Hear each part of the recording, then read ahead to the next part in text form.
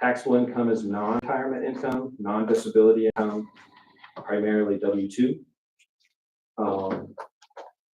There's still time. We're pretty lenient with late fees if you can get in within 30 days from that date. So a few more weeks before that 30-day mark, but please file your income taxes. If you have recently retired, we have something called an exemption form. It's a one-page short form. Put your name, social security number, your spouse's information. If they are retired, check the box and you never have to hear from us again, unless you hit the lottery. And please do.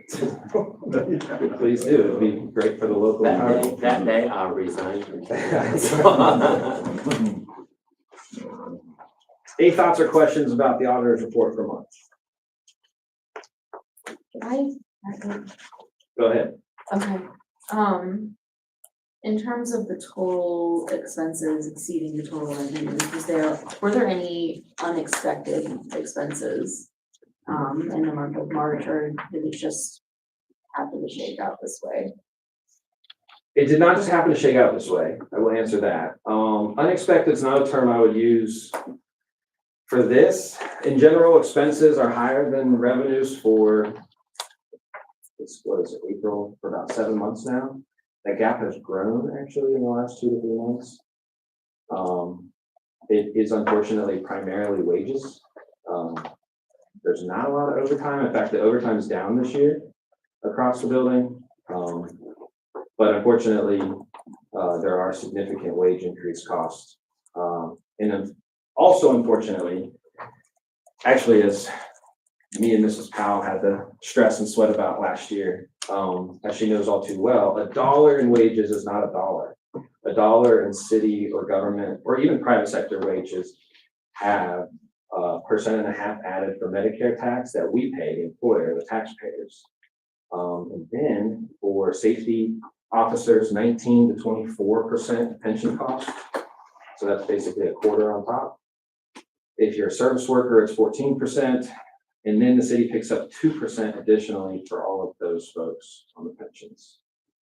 And that's before we get to health insurance. So is that the difference between expense and revenue on the front page? The wage expense? it's not the entire difference. But it's a big part. Yeah, it is definitely part. That's $200,000. I think the actual number, and what I mean by this is, so when we have these large numbers, these 7-digit numbers of Nelsonville, a lot of it's due to projects. So our usual operating cost would easily be half of that. So it is possible that, say, $75,000 check was written for the project in March, where the revenue came in for it from the funding agency in February. And what that means is that it looks like it's higher than it is. But I will tell you that the deficit this year is real. So I don't think it's as big as that monthly, but it definitely exists. We'd have to average it out over 3 to 6 months to really get a good idea. We'll keep an eye on it. We can do so. Caleb, Oh, yes, there were audience questions. I'm sorry. when the expenses exceed the revenue, do you borrow money or how do you pay the bills or what do you do? We don't borrow because we have carryover money. So the deficit is not a cash deficit, it's a budgetary deficit. And what that means is just we're spending more than we planned and we're bringing in less than we planned. But that if we had an actual cash deficit, you find yourself like, I don't want to name them and criticize them, but let's just talk about a local school district who has a very major deficit right now and just entered state fiscal emergency, not Nelsonville. They actually have a cash deficit, which means that they have more bills than money.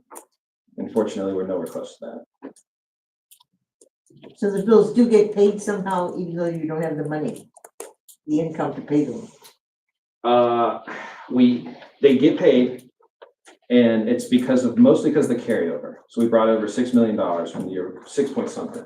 From the year before. Well, this is the rolling month too. The next month might have more revenue than expenses. So it would be, you might have a revenue month or an expense month. It just depends on I know Joanna had a question. I just had a question. You don't have to answer it tonight, but DLZ has 5 projects there. And I was just curious what those 5 projects are. And if you don't know what they are, if I could talk to you when you do know, I'll come and see you. Yeah. Are you talking on the check report? Yes, I probably will, unless they're in a row here. they're not in a row. One's on page 2. I see. I probably will have to get you that information. But I do know- Project with the page, why did it- I just was curious. Yeah, I'll have to get you like a report that shows the actual Perfect. for those. But I do know they're helping with the dog park project.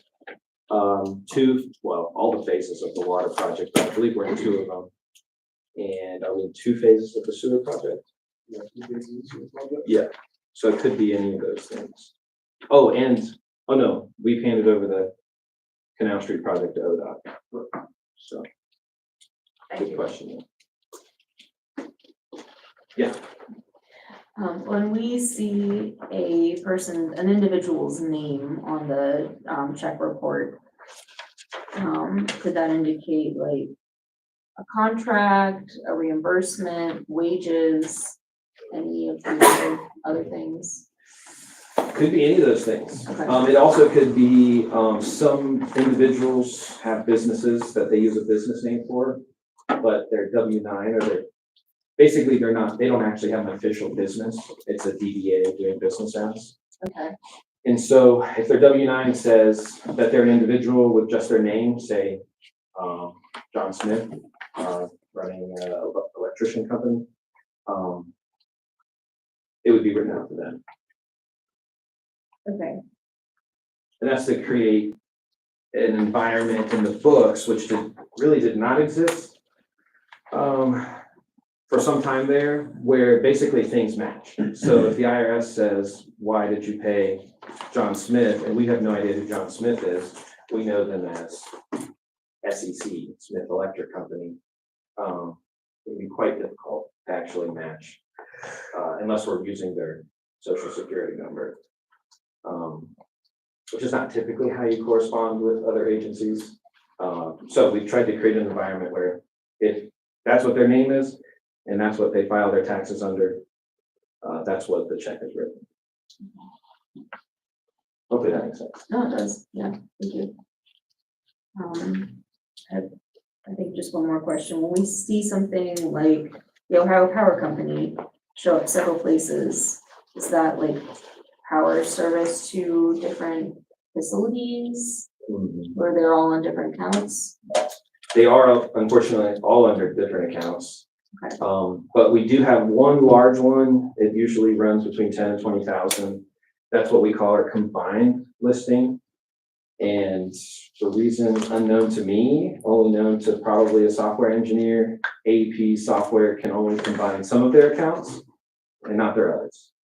Meaning they still have to bill the others individually. So we turned what was like 100 and some accounts into 5 to 8 payments a month, which was the smallest we could apparently get it to. I mean, so you don't get hit with the big chunk, right? Just so there's less processing. Yeah. So instead of paying, bills that would stack up to an inch thick, we've at least got it to like 8 bills. So along those lines, the sewer treatment plant, do you know what the bill for that was last month? I don't off the top of my head. The Right. electric bill? Yeah, I don't. We talked before, it's much higher than the old facility, which I think is to be expected, although it outdid even our expectations Yeah. by a couple multiples, I think. right. It is budgeted though for this year. Last year we had no history, so it caught us off guard, but it is in the budget this year. I know it was higher than previously, so, Ooh, was it ever? yeah. Big fancy plant, big fancy bill, I guess. Do we have, I noticed there's a Athens County prosecutor Yep. amount on here.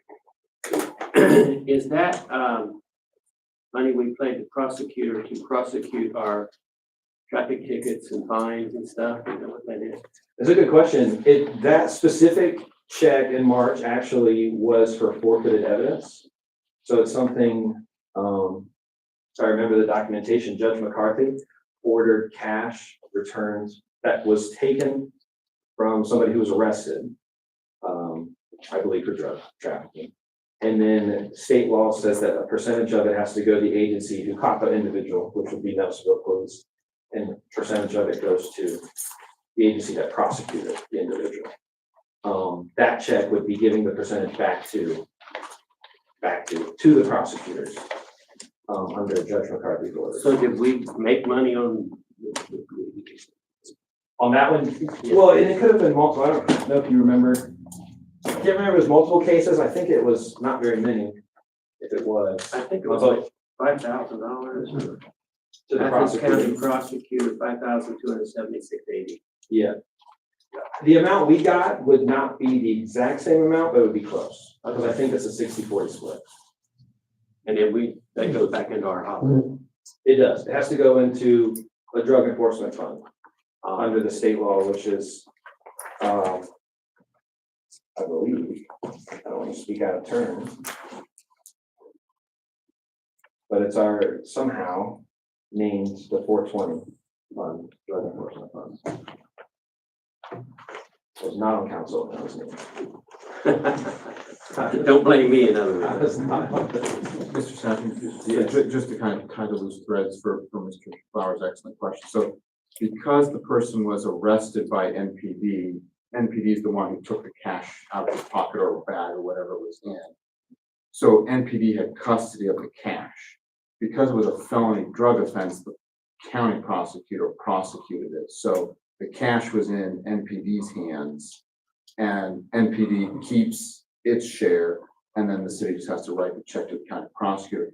If it happened to have been a sheriff's deputy who had the arrest, the county would have had custody of the cash, and then the county would have written a check to the city. Right, okay, yeah, So it just, thank you. I just wanted to tie that. And if anybody knows, Sergeant Deerdorf manages the evidence room here, where that cash would have been kept. And I have told him since the day I met him, he would be the best auditor I think the city could elect, because he runs the tightest ship in the building. There's not a penny or a dollar out of line, and he deals with a lot more than money. He has all kinds of stuff back there, so he does a really good job. Organized. Okay, any other council questions?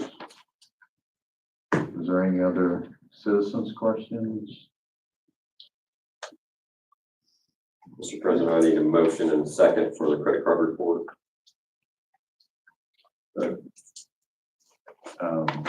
I'll make the We motion. need to, Yes, for the credit card or the check? well, we need to do both. Okay, we're doing both, okay. So credit card first, and we have a motion and a second. No motion. Mr. Peck, Yes. Mr. Lawson. Yes. Mr. Clement, Yes. Ms. Joseph Saul, Yes, Mr. Flowers. Yes. Mr. Taylor. Yes. And I actually did have a question. I'm sorry, I'm getting distracted by my duties here. So the check report is, if I'm understanding this, so that we have checks on here that have been written but not mailed out until this report gets passed. Is that a true Yes, sir. statement? Okay, all right, that's my question. Okay.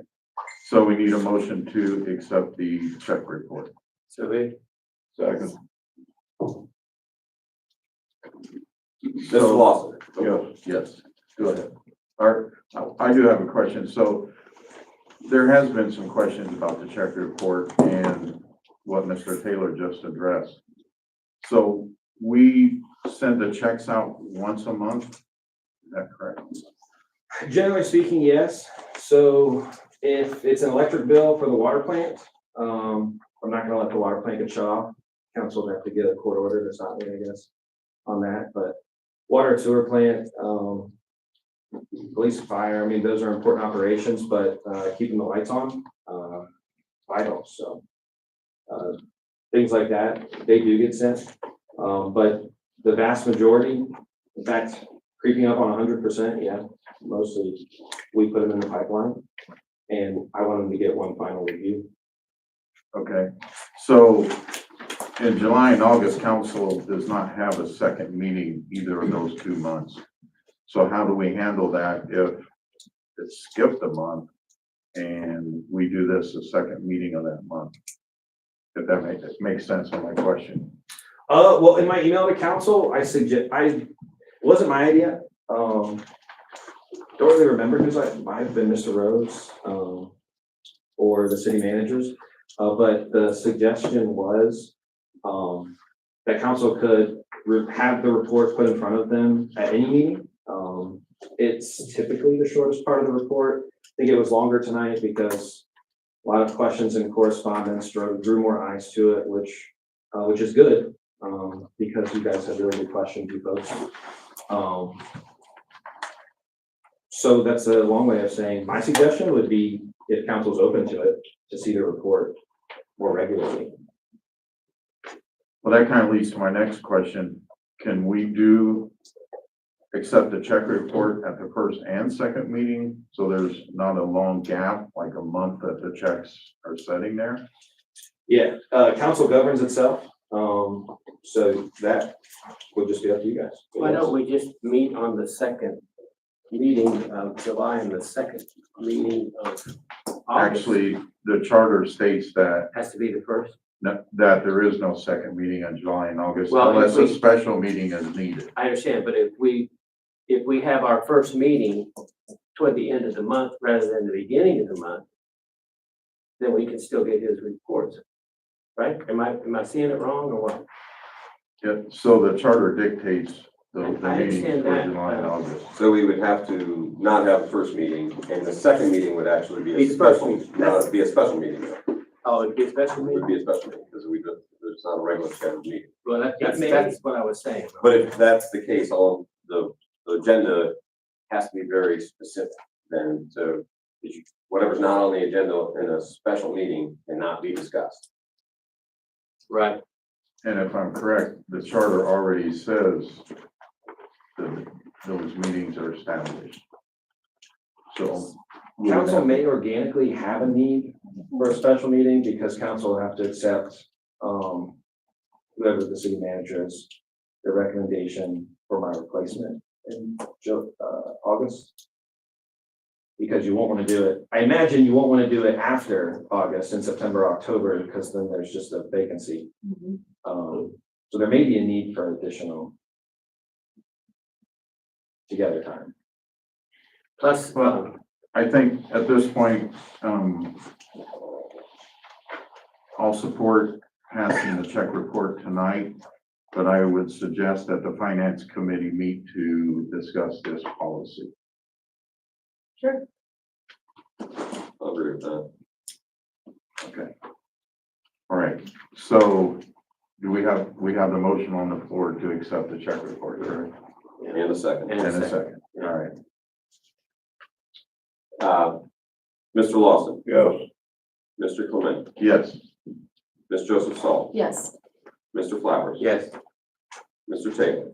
No. Mr. Clement, do you have a motion then to have the check report reviewed at the finance committee? I would like to make that motion to have the finance committee meet to review the check report policy. Second that. Mr. Clement, Yes. Ms. Joseph Saul, yes, Mr. Flowers, yes, Mr. Taylor, yes, Mr. Peck, yes. Mr. Lawson. Yes. Okay, I make a motion to accept the auditor's report for March. So. Let's see. Mr. Clement, Yes. Ms. Joseph Saul, yes, Mr. Flowers, Yes. Mr. Taylor, yes, Mr. Peck, Yes. Mr. Lawson. Yes.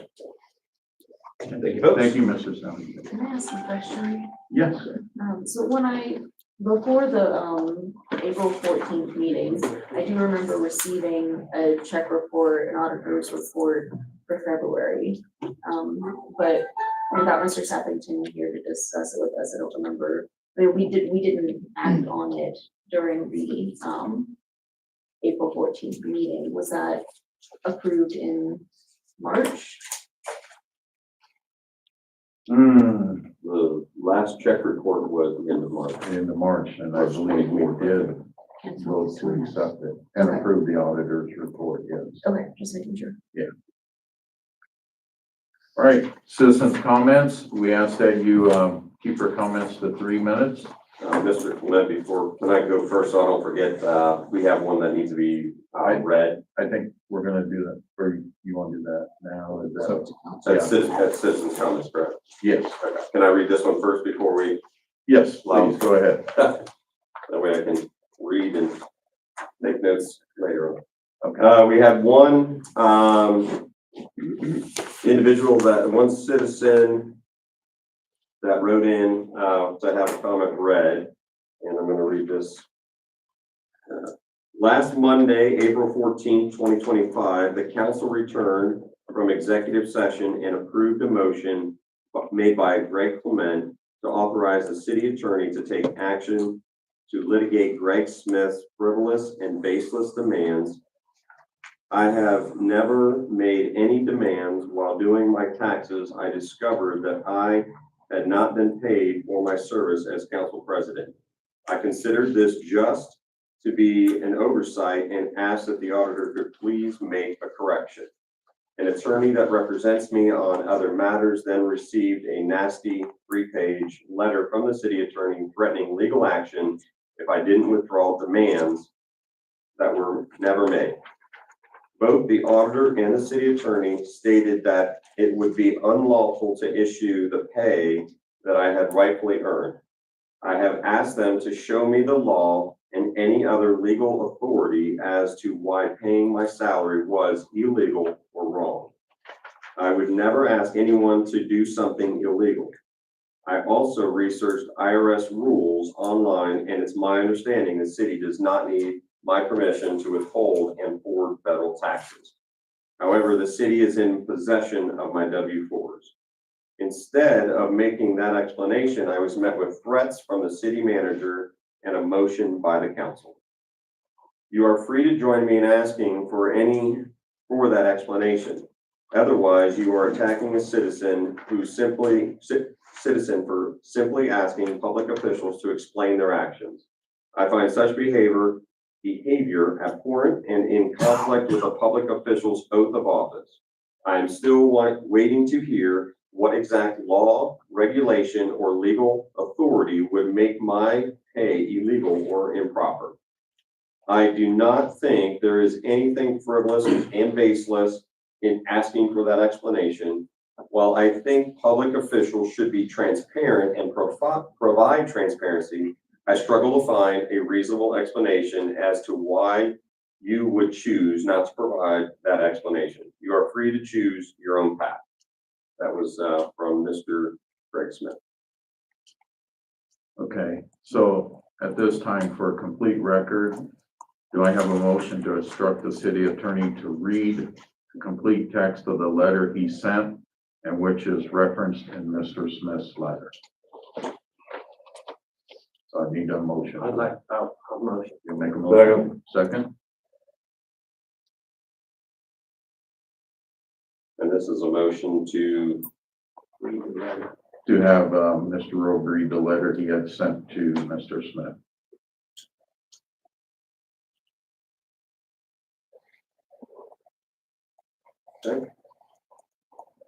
Ms. Joseph Sol, Yes. Mr. Flowers. Yes.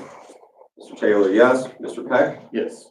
Mr. Lawson. Mr. Clement. Yes. Mr. Rowe, would you please read the complete text of the letter? I will.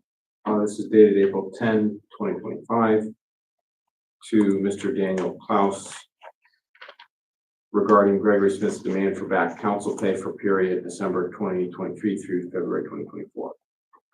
Dear Mr. Klaus, I'm writing to you in my capacity as city attorney for the city of Nelsonville, Ohio, at the instruction of the chief executive of the city and of the city auditor regarding the above listed matter. I'm writing to you now to achieve a swift and just resolution of the matter, but please understand, as may be necessary, The city reserves the right to supplement and or provide additional explanation and basis for its position, including citation to additional legal authorities and explication of additional facts and application of additional rules of law, both of public and private law, at the appropriate time. On April 9, 2025, Mr. Gregory Smith sent an email to the city auditor. I've enclosed a copy of the April 9 email for your convenience. Mr. Smith's April 9 email reads in full, quote, "While doing my taxes, I discovered that I was not paid for the time I was council president from December 2023 through February 2024. Please do a correction, Greg Smith." He listed his telephone number, but I won't read that. The email was sent to the city auditor's city email, auditor@cityofnelsonville.com, and copies you on the email. Because Mr. Smith copied you on his email to the city auditor, it appears you may represent Mr. Smith in the matter. That's why, out of abundance of caution, I'm sending this letter to you. But if I'm wrong about your representation, Mr. Smith, in the matter, please let me know right away. I appreciate in advance your courtesy on this point. I take it from Mr. Smith's April 9 email that Mr. Smith is demanding payment from the city in the amounts of $200 per month for the months of December 2023, January 2024, and February 2024. Under Nelsonville law, compensation for a member of city council is $100 per month, with an additional $100 per month for council president. See Nelsonville City Charter, section 4.15, providing for council compensation at, quote, "a salary of $1,200 per year," unquote, and an additional $1,200 per year for council president. There's no basis in law or fact for Mr. Smith's demand. In fact, his demand is facially frivolous, baseless, and contrary to binding law. I give some explanation why below, but as I indicated above, the city expressly reserves the right to supplement or add to my explanation below. Mr. Smith was elected member of council at the November 2023 Nelsonville municipal election. Subsequently, the city auditor, on multiple occasions and consistent with longstanding practice of the city's city auditor's office, requested Mr. Smith, as a newly elected member, complete payroll forms. See, for example, email dated January 4th, 2024 from the city auditor to Mr. Smith, requesting Mr. Smith complete, quote, "payroll forms in order to process your most recent pay," unquote. I've enclosed a copy of both the January 4th email as well as a copy of an automated email confirmation of delivery of the January 4 email to Mr. Smith.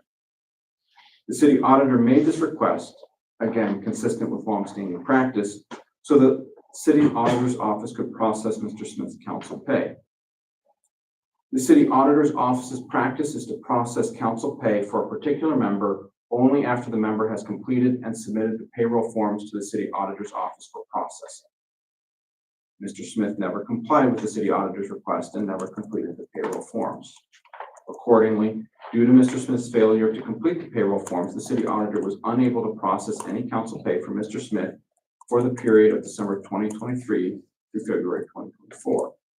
Thus, Mr. Smith has waived any claim to any council pay for that period, is stopped now from making any such claim, and is otherwise barred from now making such a claim. To reiterate, the city expressly reserves the right to present additional facts and evidences to support its conclusion as to waiver, estoppel, or any other applicable legal doctrine or argument. The city also expressly reserves the right to present any additional argument or rule of law, whether public or private, in support of its conclusion that Mr. Smith's claim is unlawful. Accordingly, the city will not comply with Mr. Smith's frivolous and baseless demand. To do so would be unlawful. The city will consider any attempt by Mr. Smith to advance his frivolous and baseless demand to be additional frivolous conduct on his part for which the law affords the city appropriate remedies.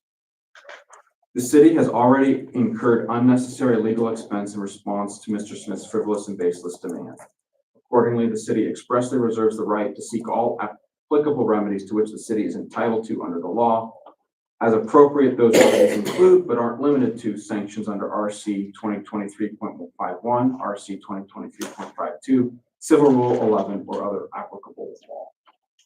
Unless and until Mr. Smith expressly withdraws his frivolous and baseless demand, I cannot be assured he won't initiate frivolous and baseless litigation against the city or its officers. Accordingly, I will be instructing the city's officers, staff, and employees not to communicate with Mr. Smith on this matter. Any communication regarding this matter will need to be exclusively between counsel for the parties. I believe this is necessary and warranted due to the nature of Mr. Smith's frivolous and baseless demand. Please confirm this arrangement works for you. I would appreciate it if Mr. Smith expressly withdraws his frivolous and baseless demand no later than April 17, 2025 by 5 p.m. If he doesn't do so by such time, the city expressly reserves the right to take any and all appropriate action to seek judicial vindication of its just and rightful interests under the law regarding this matter.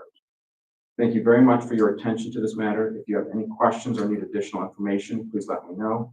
I look forward to working with you to resolve this matter. However, if Mr. Smith does not immediately cease and desist in his unlawful demand, the city will have no choice but to seek appropriate judicial relief without limitation. Accordingly, we reserve all rights. Thank you, Mr. Mill.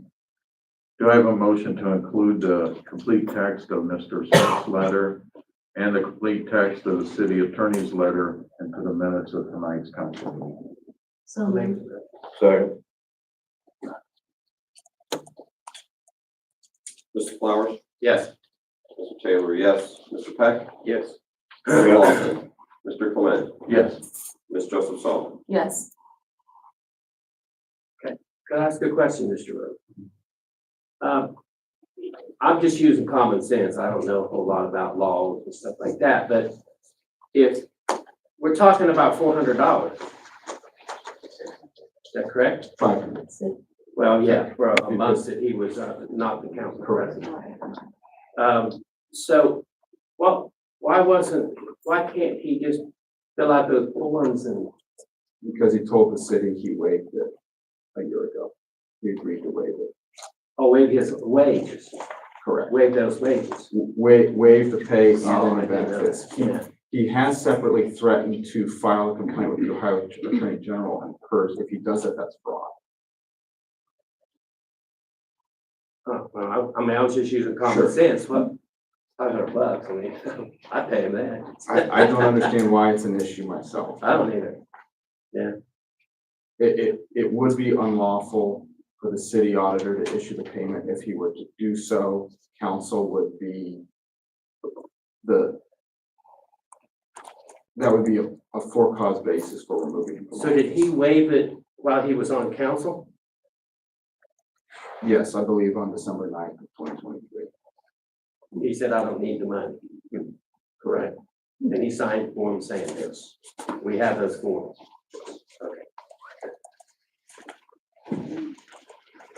Okay. So I got Want to say anything about this settlement agreement? No. On this one? Good exercise. I mean, council can say whatever they, Well, whatever they want. the non-disclosure on. Well, the agreement's a matter of public record. Okay. But the biggest thing is, Mr. Smith needs to look at paragraph 3 from his settlement that he got from the city of Nelsonville. Okay, are there any other citizens' comments? About that or No, just a citizen's comment. about anything? All right, Can I thank just you. go up there? Yes, please. All right.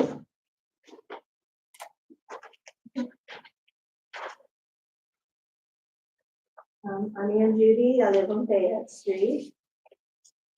First of all, I really appreciate that this was sent out, this ballot. I thought that was very good. But then I had to read it about 3 or 4 times. And I think that's a problem. The first column seems pretty straightforward. You are adding duties for mayor and council that aren't necessarily in the state statute. Is that correct? You wanted to have your own flavor rather than the state part of being the mayor? Am I right about that?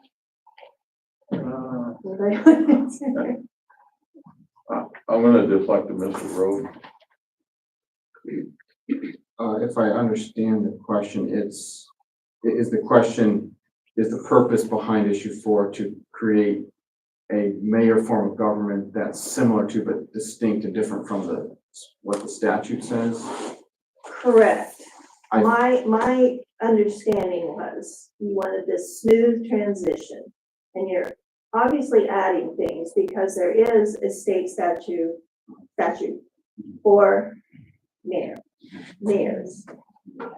So is that correct? I think that's a fair description of the dual purpose of issue 4 is to establish under the charter a mayoral form of government and to ensure a smooth transition. I think that's a fair description. Okay, well, that sounds good, and I think a lot of people will stop right there, but then we get over here into this much more meaty paragraphs, and that's where it gets tricky, sticky.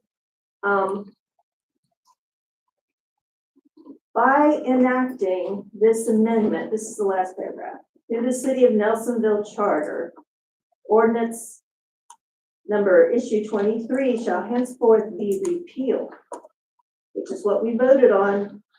People voted resoundingly to go back to having a mayor.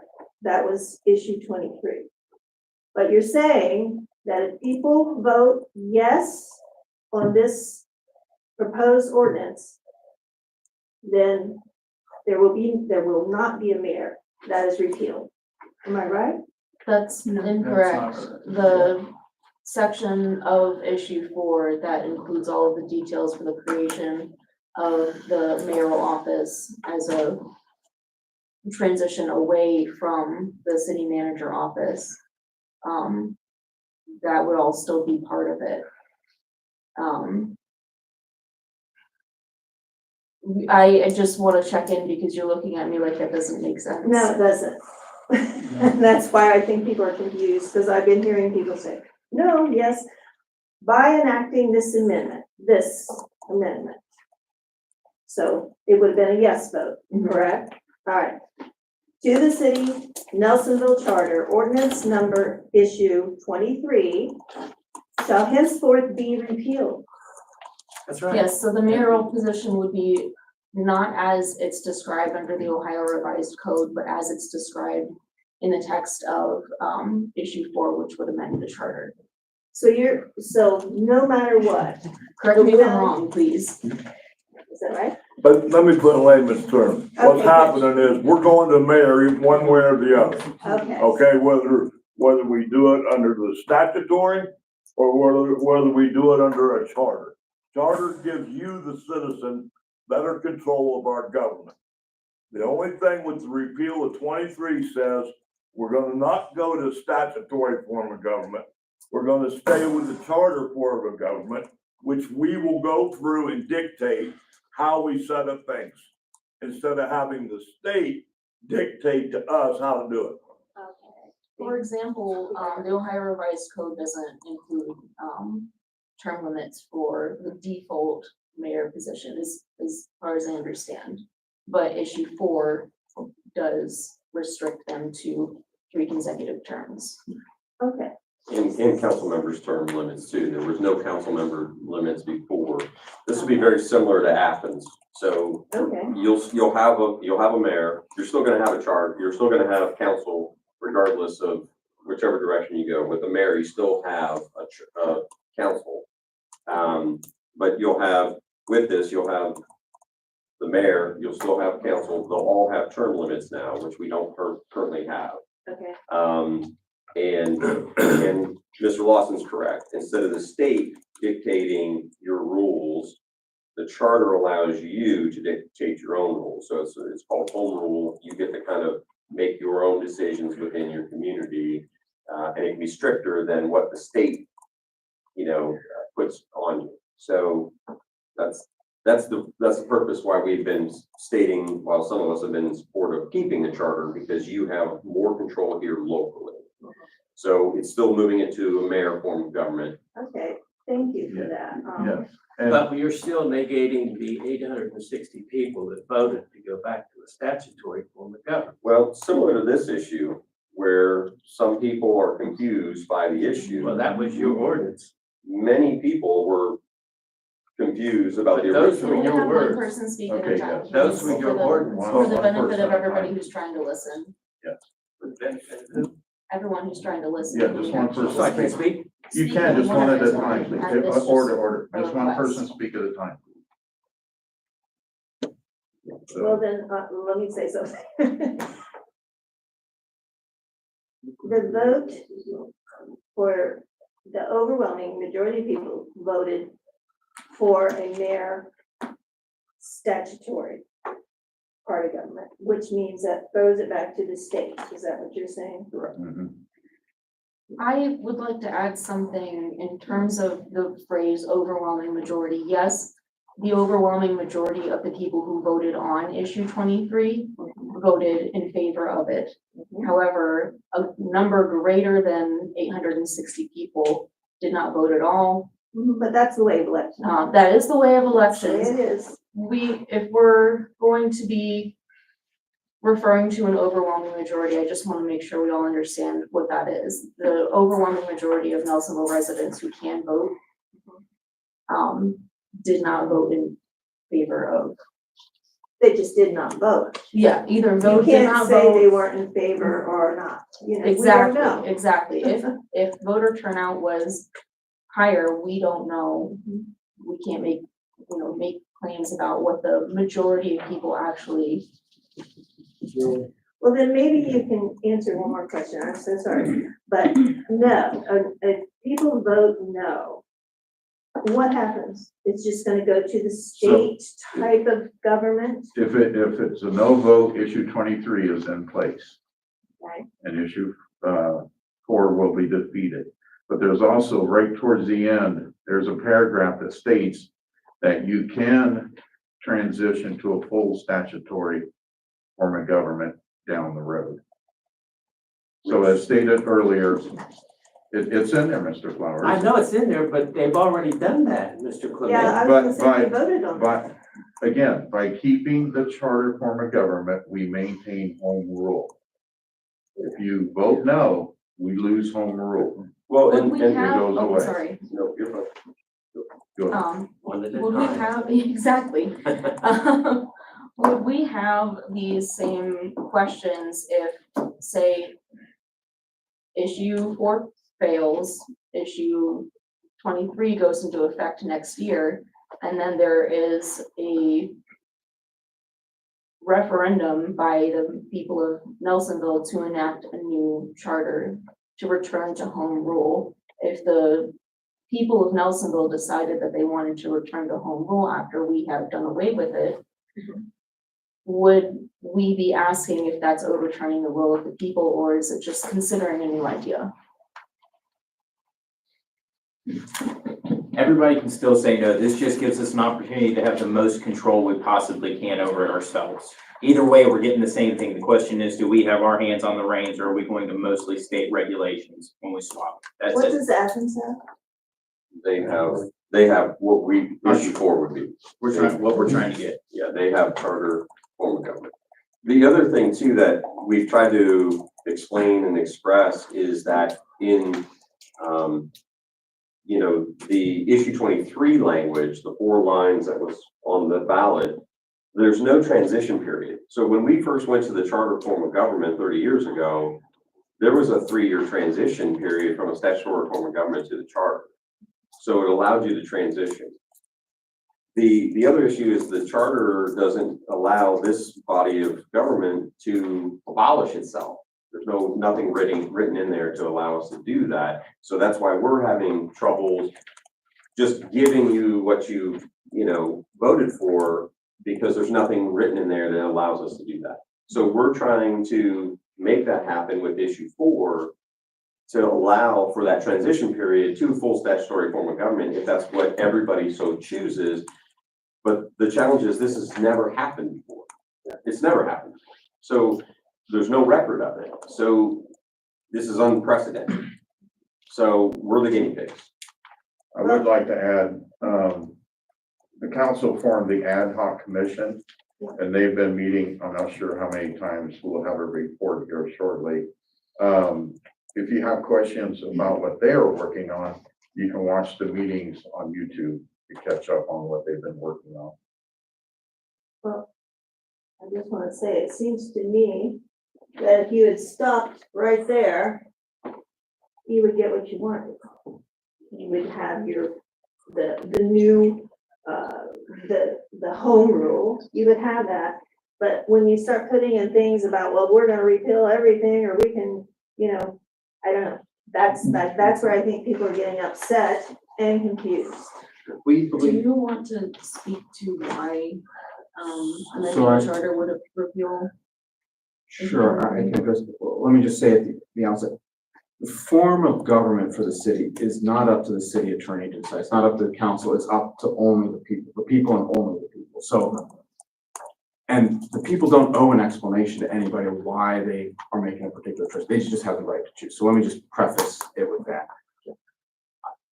I didn't write the proposal, so I don't want to put words in either the acting city manager's mouth or council's mouth, but my understanding is the reason why they put in issue 23 as repealed, they wanted to make explicit what would just happen regardless as an operation of law. So anytime the people choose their form of government, they still have the right to make that change later. We always look to the most recent vote as binding. So if issue 4 passed without that, it would still repeal issue 23. I believe that was included just to make that point explicit, because if issue 4 passes, it will be the most recent choice by the voters of the form of government. Now, if it fails, obviously issue 4 just goes away because it lost. But if it passed, regardless of whether that language was there or not, it would repeal issue 23. My understanding, that language is put in there as a kind of an effort towards transparency. I know it's very confusing. That's very confusing, If, because it sounds like what we voted on, what the people voted on, gone. So, I mean, maybe do you have time to change some of the language? I mean, it Because sounds like it's the same thing. I'm sorry, so sorry. it's, it's, what you're saying is repealed is just those, what, 4-sentence description of what a statute type of statutory. and if I may just to add one thought, when I say it's the people and only the people who get to decide, they can choose which box, so to speak. Even if the stuff that's inside the box is identical, if the people say, well, I want this box, but not that box, that's up to the people to decide. It doesn't matter, if they want the blue box and I say, as the city attorney, oh, I think the red box is better. It doesn't matter what I say. It's the people who get to decide. So even if what's inside both boxes is the same, the people get to choose which of the two boxes that they want. Well, I do feel that you've explained it really well, and that it's not going to repeal issue 23, even though that's what it says. It's not going to. It's just changing parameters of how it's going to work. It's kind of, it sounds like it might be similar.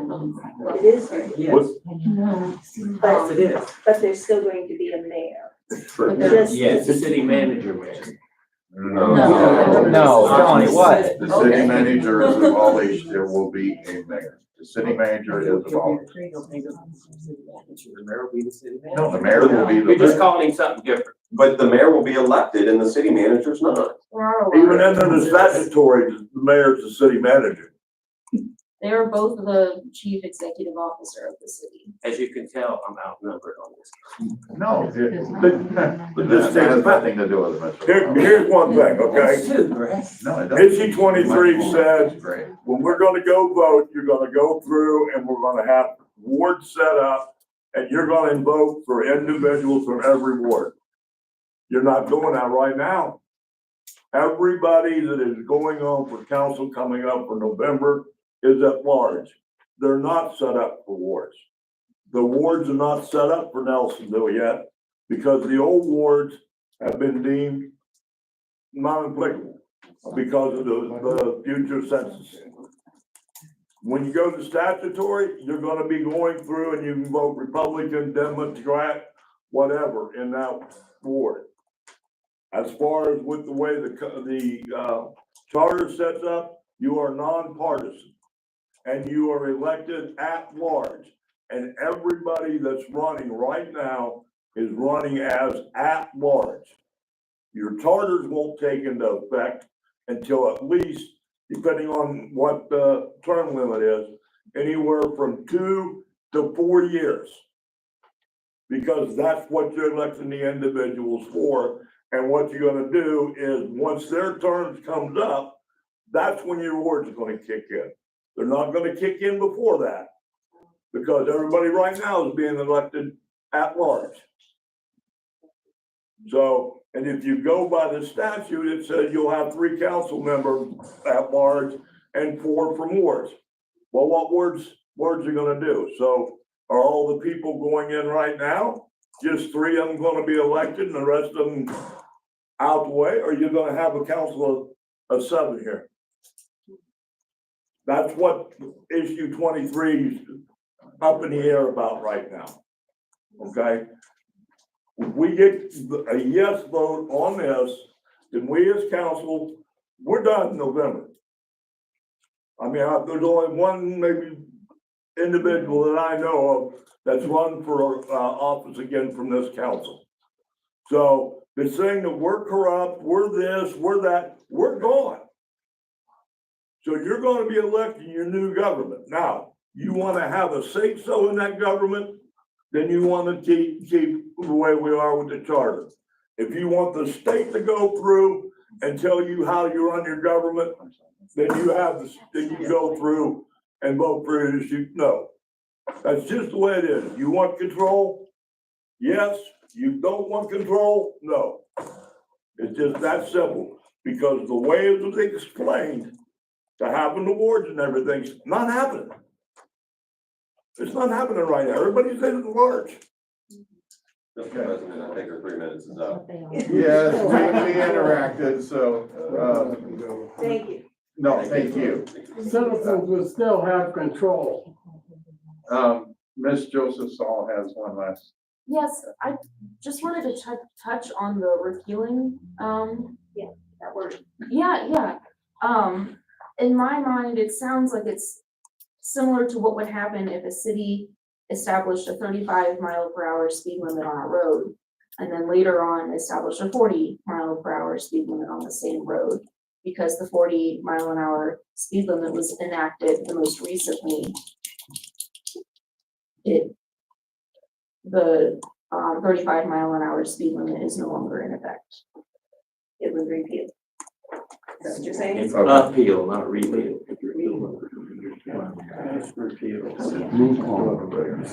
Okay, all right. Any other citizens comments? Yes, sir.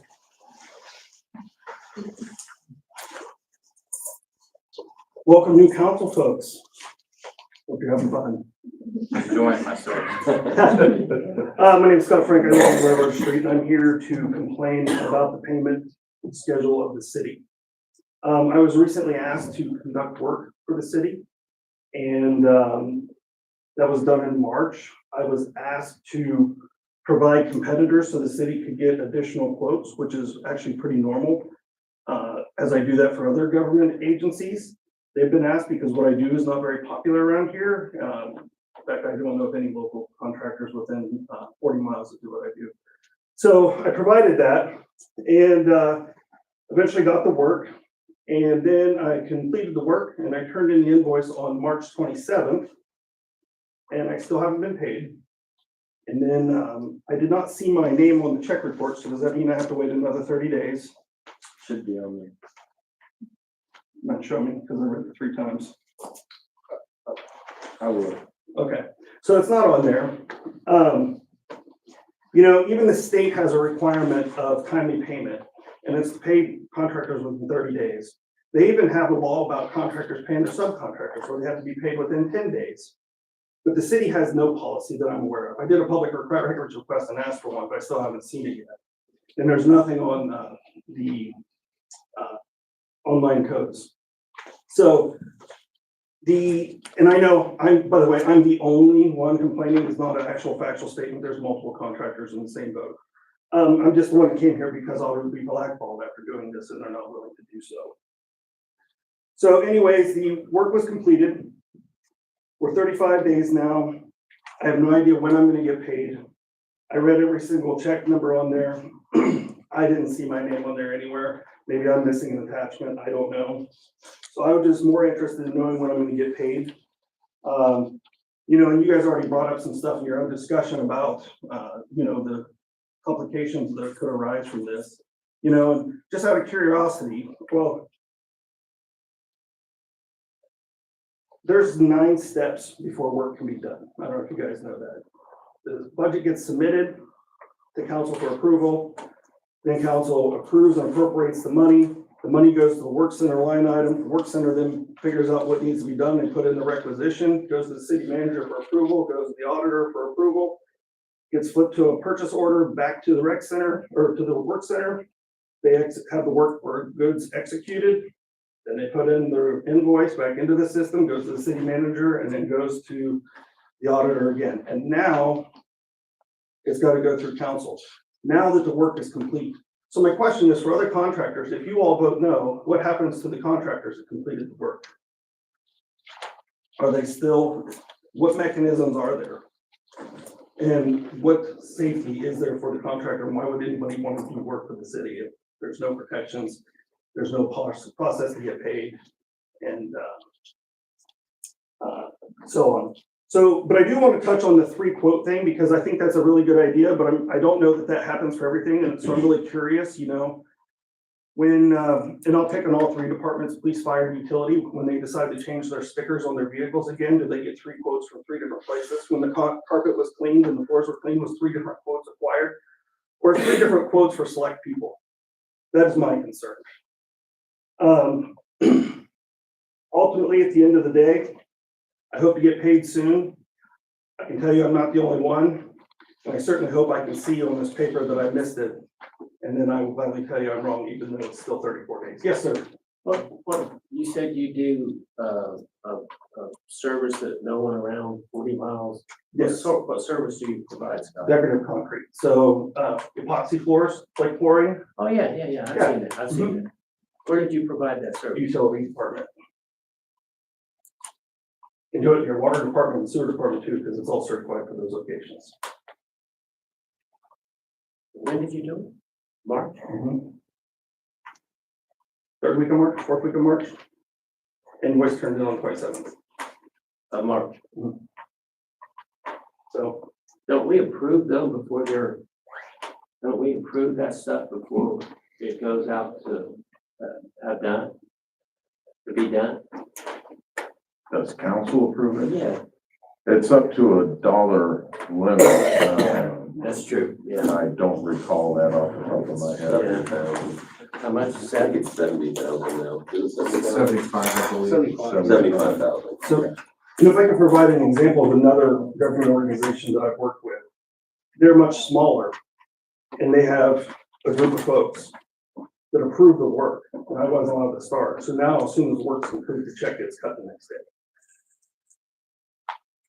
Anywho, thanks for listening to me. Like I said, yours, I think that's one of the things we addressed earlier, where we're going to the financial, committee about updating, the auditor's report and everything, so we can get this stuff out quicker. But I'll check it, we'll check in to see what's up. Yeah. Oh, and, from a family perspective, then, we've changed our mind and no longer interested in donating the 7 parcels to the city to expand Poly Park. Thanks. Thank you. Any other citizens' comments?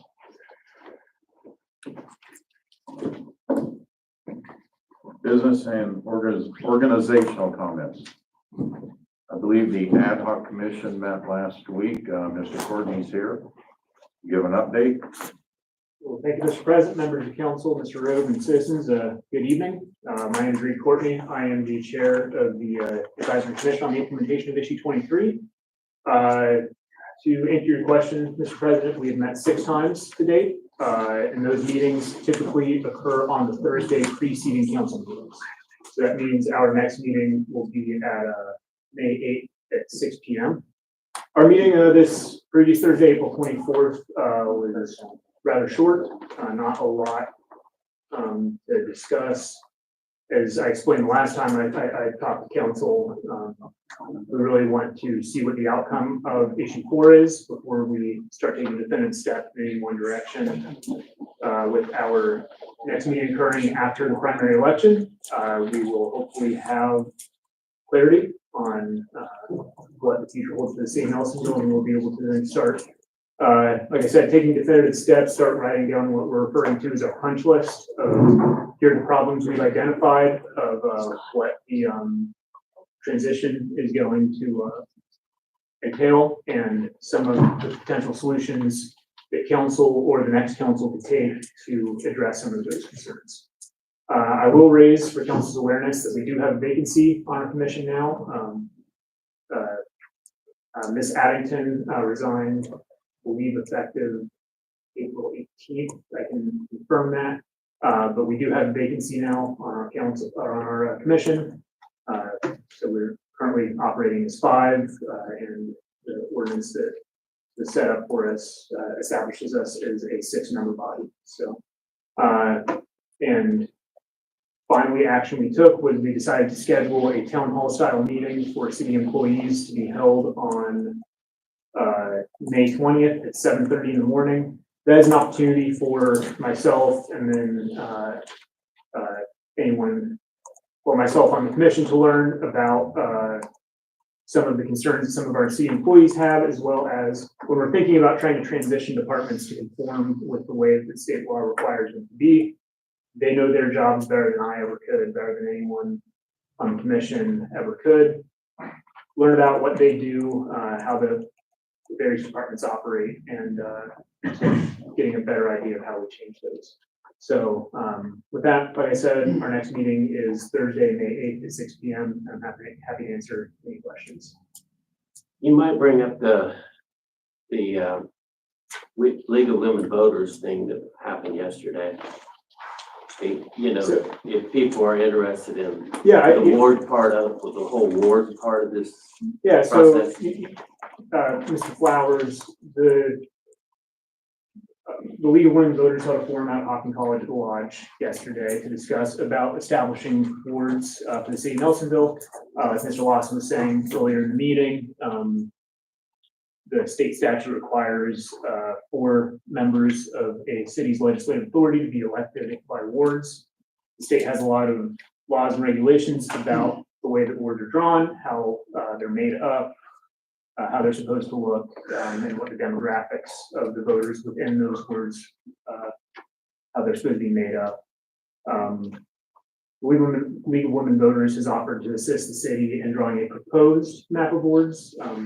I think that there's still a lot of questions out there about the legality of the city under the charter establishing those wards, but there's nothing unlawful about a civic group deciding to go and draw a proposed map of wards.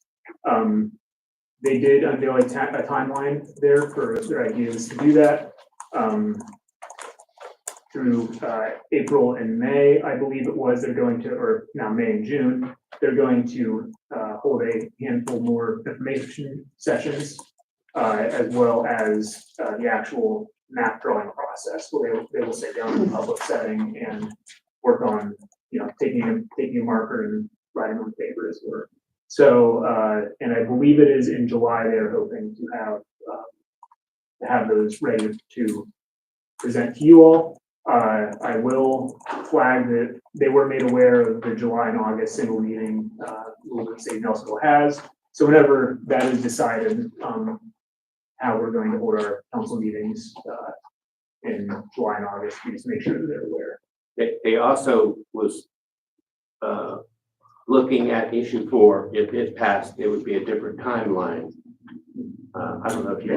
I had to leave. I thought about you an did. hour in, so. Yeah, there'd be a different timeline if issue 4 passes on the wards, because they would have, I believe that you would have more time, is that correct? Mr. Rowe, correct me, but I believe it's That the first week of December would be when that would have to go on the ballot, wouldn't it? Or they have to be established. Under issue 4, Yes. Because issue 4 is gonna have to have wards also. I believe that's a correct statement. Yes. So that was, and I can't remember if he said the timeline would be, they would have more time if it was issue 4, or if they'd have more time if it was issue 23. One of I those. think. Oh, go ahead. Oh, you were there. I was, yeah, if I remember correctly, That's what I was trying. in both cases, in order for the ward maps to be used for a municipal primary, they would have to be enacted 150 days before Right. that primary. Right. So Which would be with 2027. with issue one, with issue four passing, the council would have the authority to enact, the ward maps, and as long as that was done before December 7th, then they could be used for the 2026 primary. But, with issue four failing, and the statutory council not meeting or not taking office until January 1st, the December 7th deadline will have passed, and so the next primary that they'd be able to use them for would be And that would leave 2027. a gap between the November election and January the 1st. That's also true. Yeah, but that, I would just like to get that out, because if people are interested in either one of the issues, we're gonna have to have those awards, and the awards are, And I've seen posters up around town, Yeah. about, with links to that calendar and everything, so. Any other questions for Mr. Gordon? Great, thank you. Okay, thank you, Mr. Gordon. thank you, Reed. So at this time, we do have a vacancy on the commission. Do we want to take letters of interest for that? That'd be good. Okay, the next council meeting would be May 12th. That's correct. I'm sorry. That sounds right. Yeah, May 12th. Okay, so,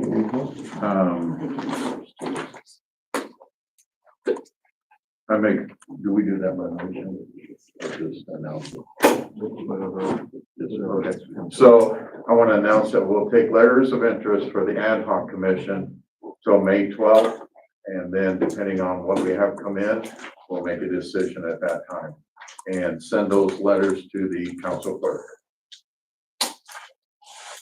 Okay. Committee discussions. Any committees meet since the last council meeting? Yes, Mr. Flowers. The utilities met on, April the 22nd. And we discussed the, water department's electrical panels that you brought up, questions about who was going to do them. And we decided to pass them to the finance, was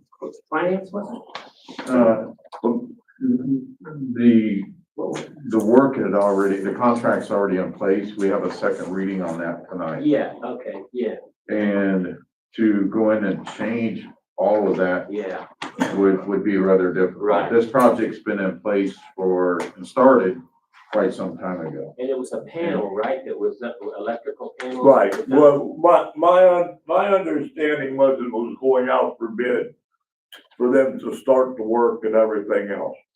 Since then, I have found out that the work is in progress and almost completed, so. I think you Deb, brought I think Deb, Chief Tolliver said that it was in the contract that, right, is that Yeah, right? so there were two separate parts to the project, I guess. Only one portion went out to bid. And that was for the panel upgrade itself. The electrical work was not included in the bid, and the city contracted that separate. So the electrical work has already been done. The project that was bid out is not completed yet. Okay, but, well, when the bid was set, you had one electrician come in and remove it, and then send it off to be rebuilt. But according to the way that was written, it said they were going to remove it, then give it to us to put it back in, and then come back out and do the testing. But like I say, I've cleared that up with you on this right now. And then we did talk about the storm sewer. The storm drain system upgrade. Right, the storm drain system upgrade, as Mr. Clement had said at the meeting, it will be probably a long-term thing, but we need to start looking at upgrading our storm drain systems. Because, some questionable things might be involved in the the drainage of the system. So that we're gonna keep ongoing and keep looking into it and bouncing it around from some other committees, maybe, I don't know, but I've got it as a very much a priority for us to take a look at. So, and that's all I got for the utilities. Thank you, Mr. Flowers. Yes, sir. I believe the Park and Rec Committee met. We met, we talked about, we talked about Frank's parcels, we talked about, tents going up at the park, and do you have a note on what the third thing we talked That about? was the dog park. The dog park, I knew that there was something, but, those were the three things we covered there. From everything we know, we got the tents taken care of in the park. Doesn't seem like the appeal to the issue on the, parcels, and the dog park is in motion. We got a lot of extra information if anybody needs it. Me and Nick have been looking at dog park stuff. But, yeah. Okay. And I believe the Finance Committee met also. We did, for mostly my benefit as a new chairperson. We went over a lot of new business, a lot of old business. One of the things that we highlighted was areas in which we may want to look out for budget changes over the course of the year. One of those departments was, the pool. The other department was, the construction of the fitness center according to the police contract.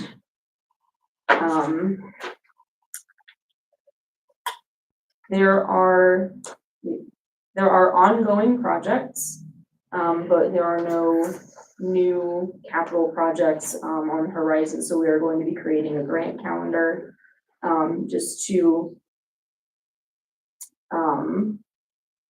make routine the process of applying for grants and searching for grants, looking for funding opportunities every year.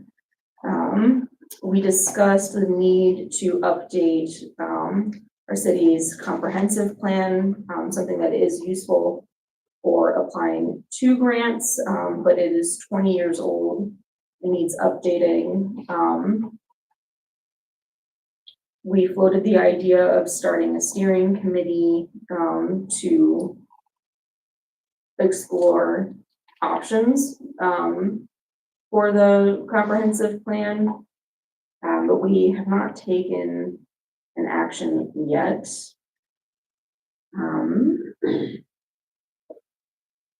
And we discussed the staffing ordinance that we will be hearing today. The potential need to remove a fire lieutenant position because there was no qualified applicant. And the reminder that we do not currently have a civil service commission or exam in place. Okay. Thank you. Department updates. I'm not sure who's up this time.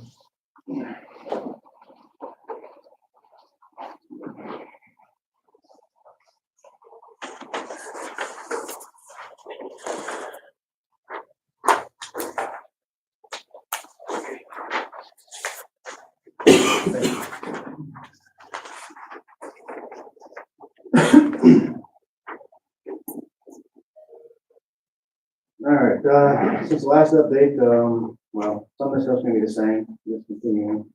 We continue to partner with Red Cross for smoke alarm and CO detector installs in the city of Nelsonville. Again, this is an ongoing project. Our firefighters go out and do assessments of the homes, install the detectors, fill out Red Cross paperwork, which is a grant program, and then our supply of members. Grants. We're seeing a decline in grant availability right now with everything going on. We've got the RCI grant right now that's submitted for medical supplies and stat packs for the fire department. And I was awarded the PEP grant for tacos, straps, water cans, and drywall. Those basically tools that we use in structure fires. So we've got a lot of training and cleanup for March 7th. Well, not responding to emergency calls, crew members and myself cleaned up mud from the track and the dugouts at Poly Field. In preparation for the cleanup day, which was scheduled for the 8th.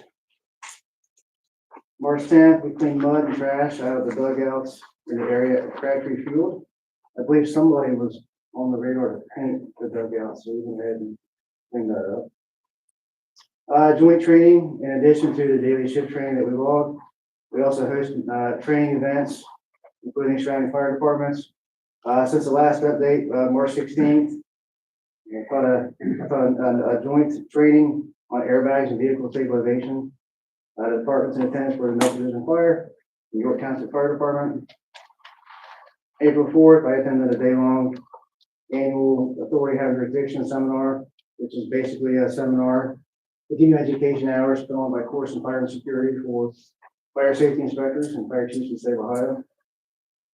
April 8th, firefighters took advantage of flood conditions and swift moving water to conduct boat operations, throwback techniques, victim removal, and rescue swim techniques. So we played in the water. It was a very cool day that day. I remember that.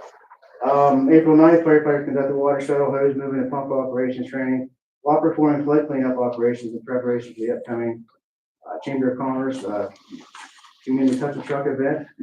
And that would have been in the lower parking lot there behind Russian Food. On April 10th, firefighters conducted joint training with city utility employees. Topics of instruction were confined space entry, rescue operations, permitted access, atmospheric monitoring techniques. This class was taught by my father, who was actually a volunteer firefighter for the city of Nelsonville, and teaches all over the United States confined space entry, and high angle earth rescue. April 11th, and by the way, that no cost to the city for that instruction. Good price. $3 is always a good price. Right? April 11th, firefighters conducted water shuttle hose movement and pump operations training while performing additional flood cleanup at Holyfield. Usually this time of year, we perform a lot of flood cleanup, so we use that to our advantage, bring out some of the newer members, run pumps, run equipment. April 22nd, firefighters participated in 4 hours of water rescue and boat operations training on the river. Again, these training events are in addition to the normal daily log training events that are logged by my shift members daily, which are important for pre-certification hours. The fire service is one of the unique trades that you have to continually train and add hours every year to maintain the certification section. Structure fire response since the last update, 3/31, we had elevator control panel fire at the Blue House. And because of the county mutual aid, with the box alarm system that we have in place, the fire department is present. So we have a structure fire call that comes in to a commercial building on the square. And within minutes, I had my department, York Township Volunteer Fire Department, and Murray City Volunteer Fire Department there. That's how the box alarm system works. I believe we had 7 fire apparatus within minutes on that call. Do any of those have a pumper truck? They're all covered. They all pump. Yes, when we set the box alarm up in the county, we set the box alarm system up to use what we as chiefs need, what tool we need for that specific location, that specific type of call. It's not gonna do me any good if somebody shows up in a brush truck to a commercial structure fire or shows it to a cook with a personal vehicle. In the city of Nelsonville, we don't run personal vehicles. And we don't request personal vehicles in from the department. It's fire apparatus. So these trucks that, the York Township Department of Murray City have pumper trucks? Yes. Okay, thank you. 412, furnace motor overheating on 4th Street, this is the damage reported on that call. 423, structure fire call on Fairview Street. This was a gas leak that resulted in a gas explosion and a small fire. Nobody was hurt. And Was that in a house? that was on the outside of the house. We have responded to multiple dumpster fires since the last update. There's no information that's further available on that one right now. It is the same address. Community PR on the 13th of this month. We participated in, again, the Touch a Truck event. The 27th was the annual, this past Sunday, Tunnel to Towers event. We had 560 runners that registered for this race. Number was down just a little bit from last year, but the money generated for Tunnel to Towers was higher this year. 51,000 is what I heard. And, one of our firefighters, firefighter Nick Sanchez, has the fastest time for any firefighters in the 5K. And when we do this, Full gear. we do it full gear, air packs on our back and boots. What was his time? Faster than mine. I know it was faster than mine. So he's pretty excited to get that award. And fire chief, Williams, was awarded the Cumberland Power Lifetime Achievement Award. That was an award that was well deserved. And he actually is still dedicated to the city and the fire department now. On this coming Saturday, on the 3rd, crew members will be at Hawking College teaching fire education for the Early Childhood Safety Expo, and that's going to be from 10 to 2. And Hurricane Helene relief, I remember, well, as you remember, we did a relief run when it was a cool weather time in partnership with the Waterloo Volunteer Fire Department. Their chief reached out to me today. They've got a big ask right now for hot weather items now. Most of the people affected in that area to this day are still living in tents in makeshift sheds. So he asked if we could start doing donations again like we did before and have our facility as a drop-off facility as well as others and make another donation relief fund to the victims of Hurricane Helene. And I think that's a great idea. I think it's a great thing for the city to be part of, and it's very cost minimal for my department to do this. So do businesses or citizens or all the above donate stuff to this? So how does that work? When Chief Churches reached out to me last time, he asked me, do you want to be part of this? Can you help? I immediately shared that on our page, and within a day and a half, I was being contacted by churches in Kentucky. Chief explained this process to me. I feel more comfortable donating to a fire department, which as most people would. Will this get to where it needs to go and what we'd be buying? Yeah. I reassured them to the point where when we made a purchase, I wanted these pastors to know where their money was going. I had to send them copies of it. Of course, yeah.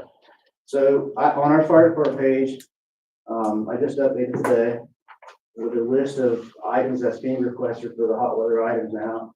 And I've got my 2 training simulators out here, and one of them has plenty of room in it, so if we can start getting some donations together and try to do it on our own with water bill. Sounds good. And that's all I've got. Thank you, Chief. Okay, any I other think questions we should- for Chief Barber?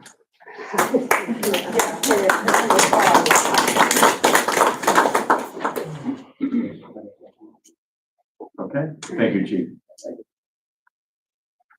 Okay, Law Director's Report, Mr. Rose.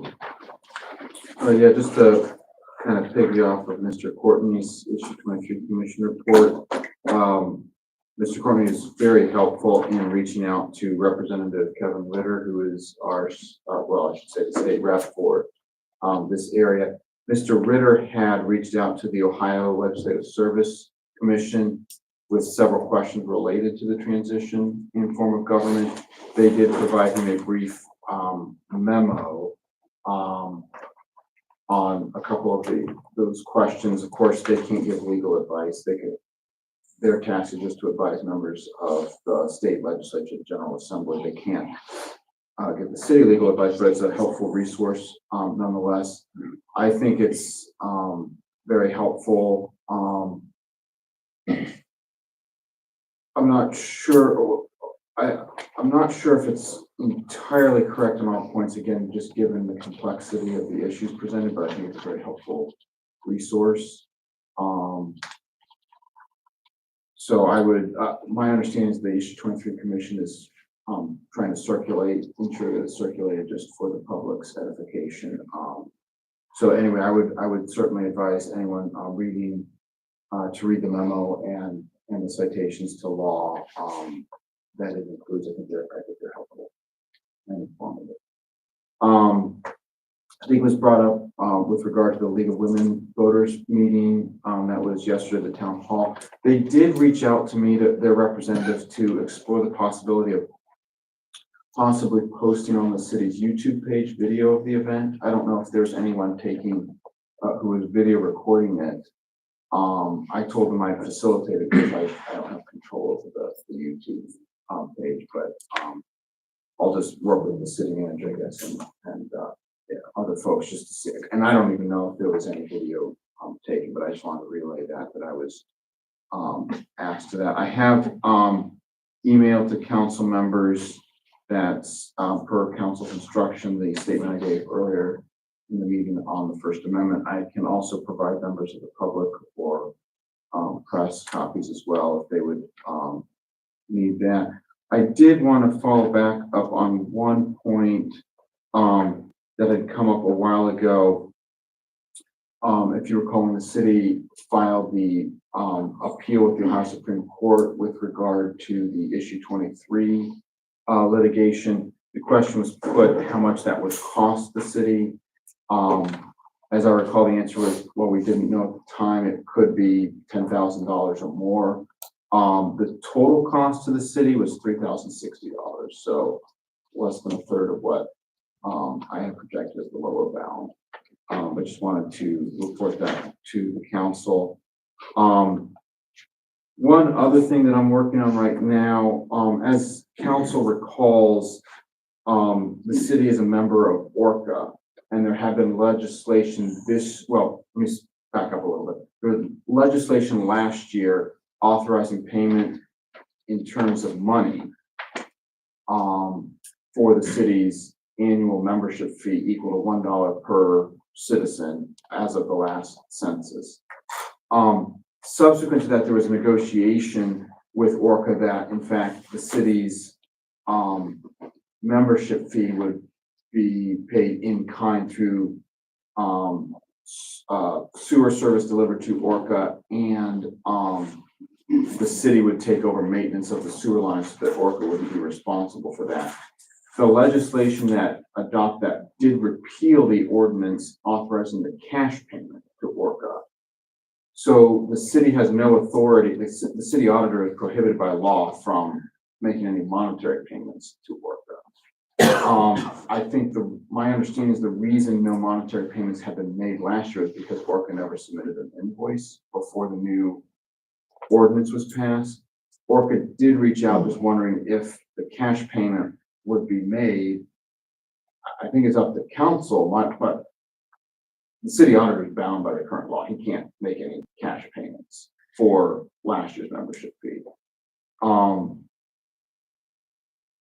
I just want to report that back to the council. If council wants to change the law to authorize that payment, I think the council can. That would be at the pleasure of council. But as of right now, the city auditor doesn't have authority to make any cash payments.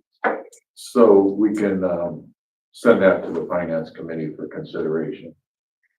We'll make a note of that, please.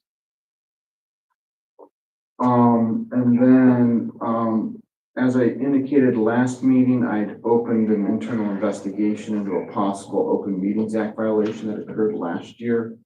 My internal investigation is nearly complete. It does look like the city violated the Open Meetings Act. I am working with the acting city manager and the city auditor on whether they need to take any actions on themselves to enforce the Open Meetings Act. I'm not sure whether or not that would be, well, let me just say, at this point in time, I don't know that they could, but there is a possibility that they would have to file an action in court against the city regarding that. I can provide a more detailed report to council, but it does relate to some imminent or pending litigation, so I can only discuss the details of that in executive session. Okay.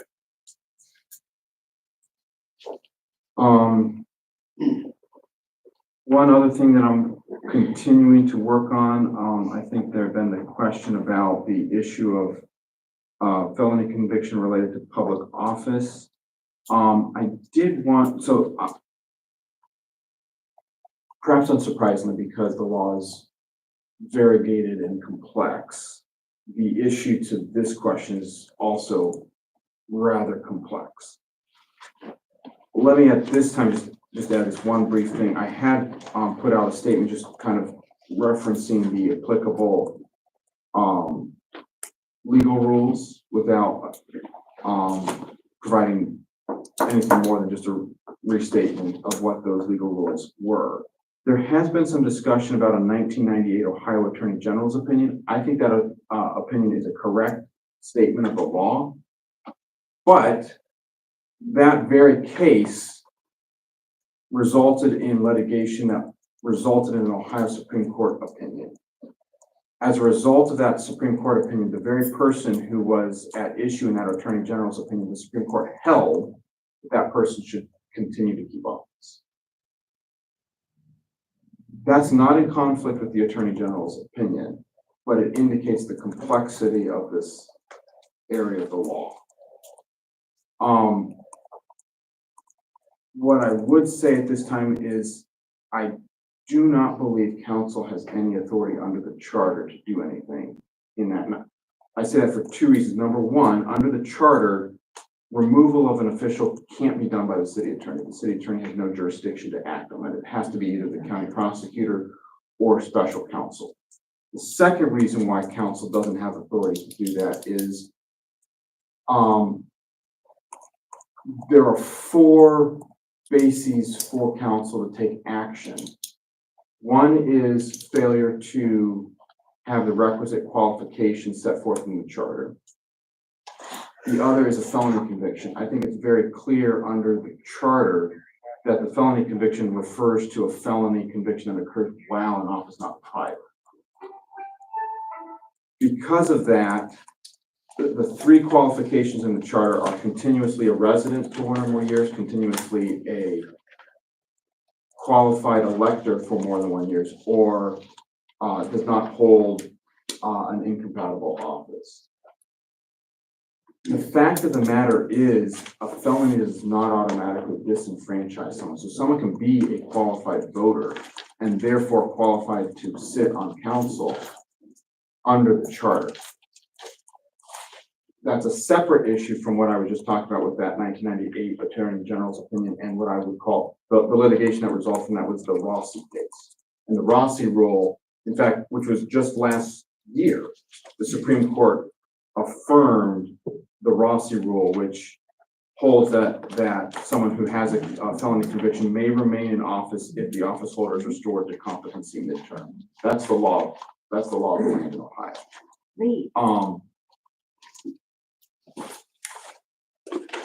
Even so when I say council doesn't have the authority to act, what would then have to happen would be a court ordered ouster, and it's not clear to me, council does not have standing to bring that action. No one in the city has in the city government has standing to bring that action. It's not clear to me that anybody actually has standing to bring that action. So again, without commenting on any particular application to the law of the facts, because I can't either bring an action nor can I prosecute any removal proceedings. I would just encourage a review of the Rossi case, which is the citation for that is 86 Ohio 3rd 620. That was a 1999 case, and that was cited in the Nix case of last year, which the citation for that is 2024 Ohio 4669. I think the Rossi rule as affirmed by Nix is binding law unless and until the Supreme Court changes it. So I'm continuing to do some work. I can provide a more detailed letter in writing to council, but that's just kind of the clip note version of where things stand on that issue at this time. The other thing I think we had addressed, see, I think that was all that I had. I don't know if council has any questions for me on that or any other related matter. Oh, I believe Ms. Saul had a question, but I think that was addressed during some discussion earlier about the ward. Not quite. My question had more to do with well, it's a long it's a long thing to explain. But with the ward maps not being, usable in an election until at least 2026 or 2027.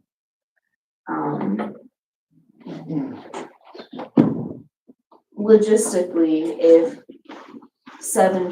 people were running, if more than 7 people were running for at-large seats, would we be able to vote on more than 3 of them? Are we in truth electing 7 at-large? So that's a very good question. I think there are probably about half a dozen embedded questions Uh-huh. in that question. I'm a lawyer, so I'm not good at math, so if I get that wrong, you'll know why. So I mentioned the LSC memo that Representative Ritter had so kindly provided to Mr. Courtney. One of the very perceptive points, and I think this is actually correct, but again, because we're dealing with an unprecedented situation, there's a lot of what a trader might call some beta or delta in the certainty. I think the LSC memo is exactly correct that the best analogy to the city's present circumstance with the transitioning form of government is that of a village transitioning, a statutory village transitioning from village to city. The ORC specifically addresses that point, and that's, hey, the last election for council is at large, because that's what a village council is. All seats are at large. Then that new council transitions into the city council, and then they adopt wards and proceed ever after that with those wards. Okay. I think that's the best analogy. There's no perfect fit, but I think that's the best fit for the cities. It's not identical, obviously, because number one, we're already a city. We're not transitioning. We're not getting the upgrade. We're already there as a city. Number two, there's not that continuity in council. If issue 23 controls, there will be a brand new council. So in that sense, it's not like the transition.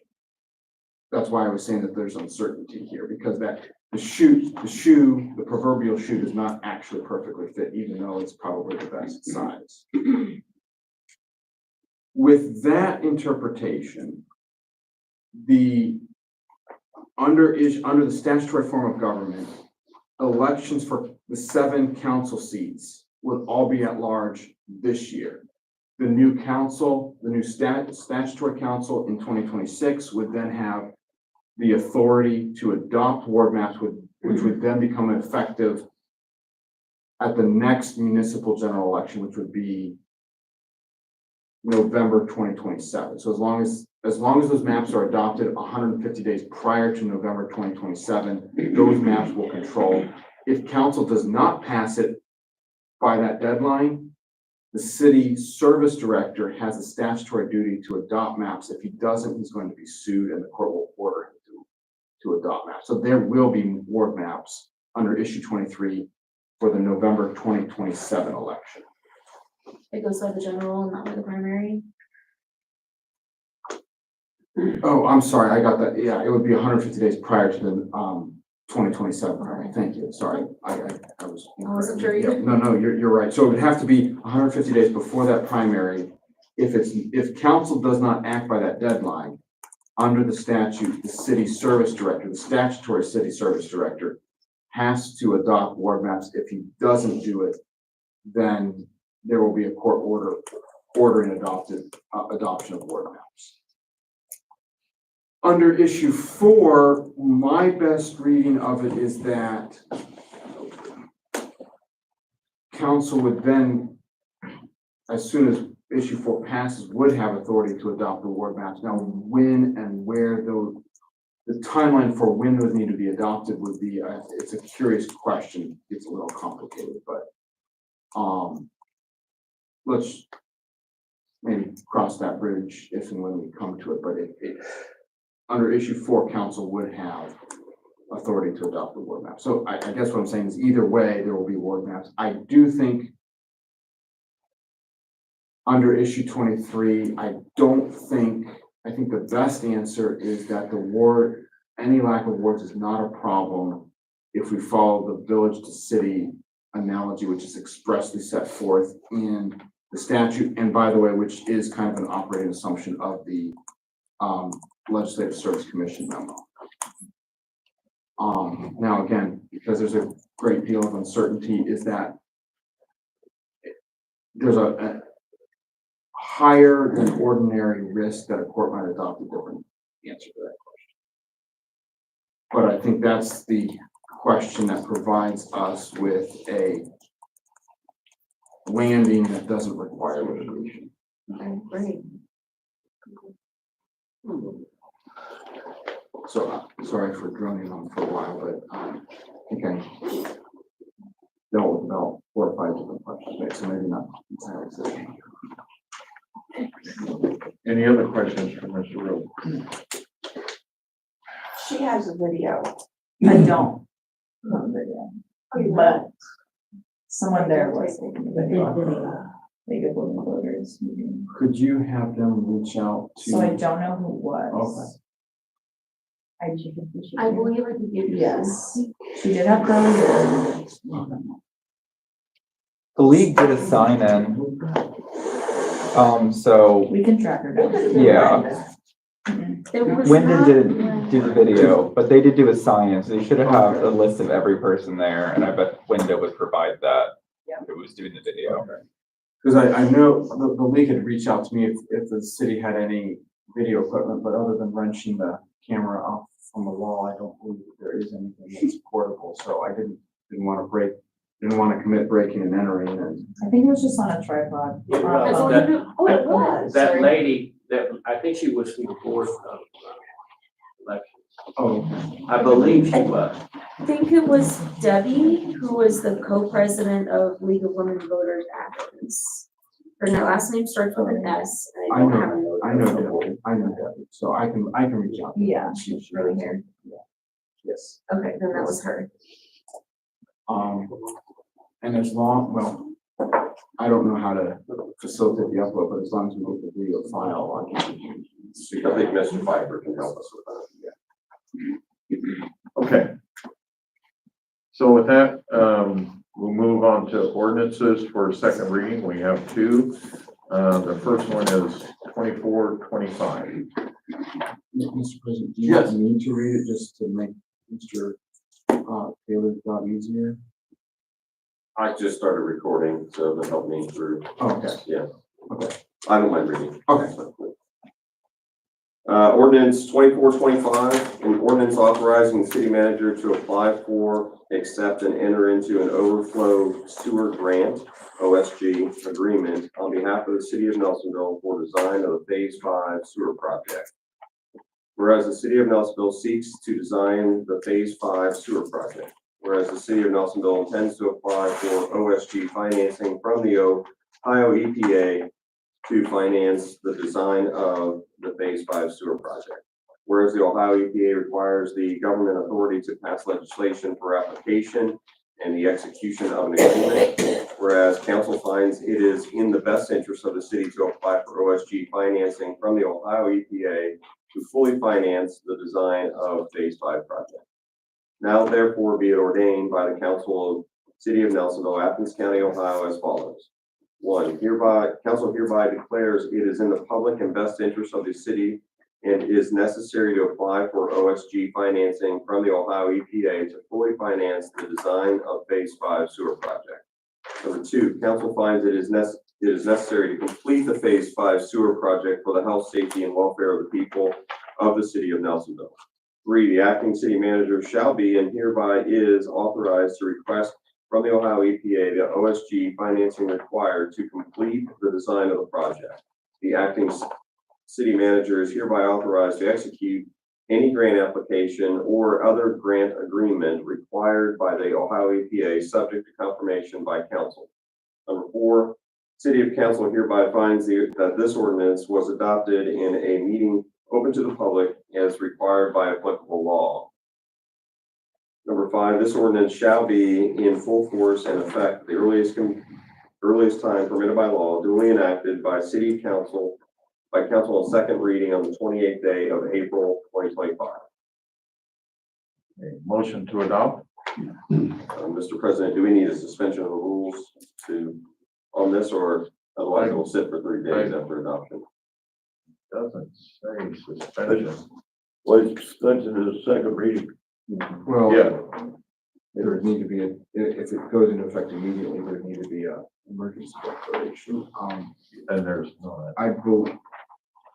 I believe it was supposed to be under emergency originally, and there weren't enough members.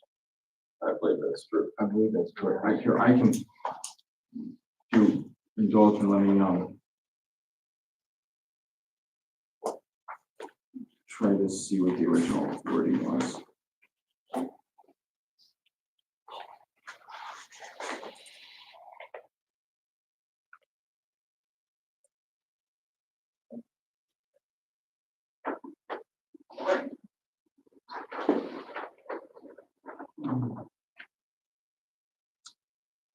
Yeah, I believe that's what happened, was there weren't 5, there were only 4 members, I believe. We just need to suspend the rules. Is that true? Doesn't need to be an emergency at this point. It should be the suspension of the rules. Or... Well, the emergency would be required to have it go into effect immediately. And this is second reading, so it would be suspension of the rule. Well, I mean, you could suspend the rules, but the critical part would be the emergency, to make it go into effect immediately, otherwise it will sit for 30 days. So the suspension of the rules would be relating to the first and second reading. You can do it, but there's been a first and a second reading. So it would just be the motion for to suspend the rules and declare an emergency. Okay, Which, so, I'm sorry if I'm being a little pedantic, but, okay, so I'll just it's, make a motion to suspend the rules and declare an emergency. and declare an emergency. Second. But were you asking for a motion or were you making a motion? I was making a motion. Mr. Peck, Yes. Mr. Lawson, Yes. Mr. Clement, Yes. Ms. Joseph Saul, Yes. Mr. Flowers. Could I ask a question? Suspension of the rules, does that mean this is really an emergency and has to be done immediately? Is that what this means? Let me pull up this was from DLZ, this was one of DLZ's agenda items. So, let me just see what they said.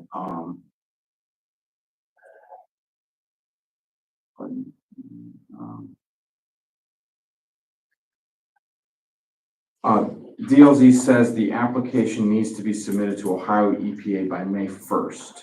Okay, So that's why. yes. Okay, yes, yes. Mr. Taylor, yes.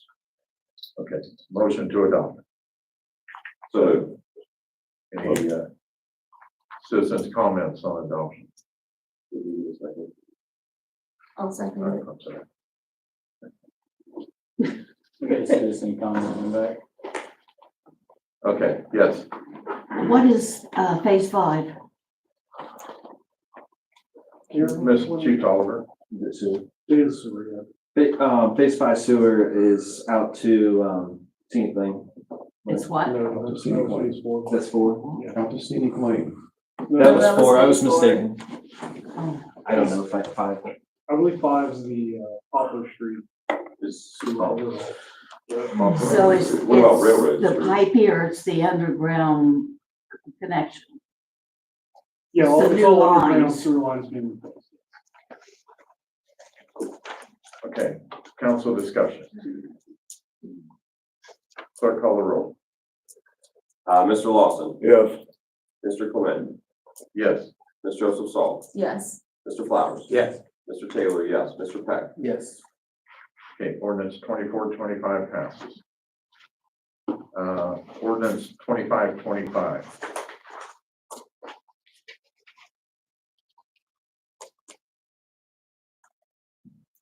Ordinance 2525, an ordinance confirming and awarding the contract to B.L. Anderson for a project to retrofit an existing SCADA control panel at the Nelsonville Water Treatment Plant and appropriating funds for the project and declaring an emergency.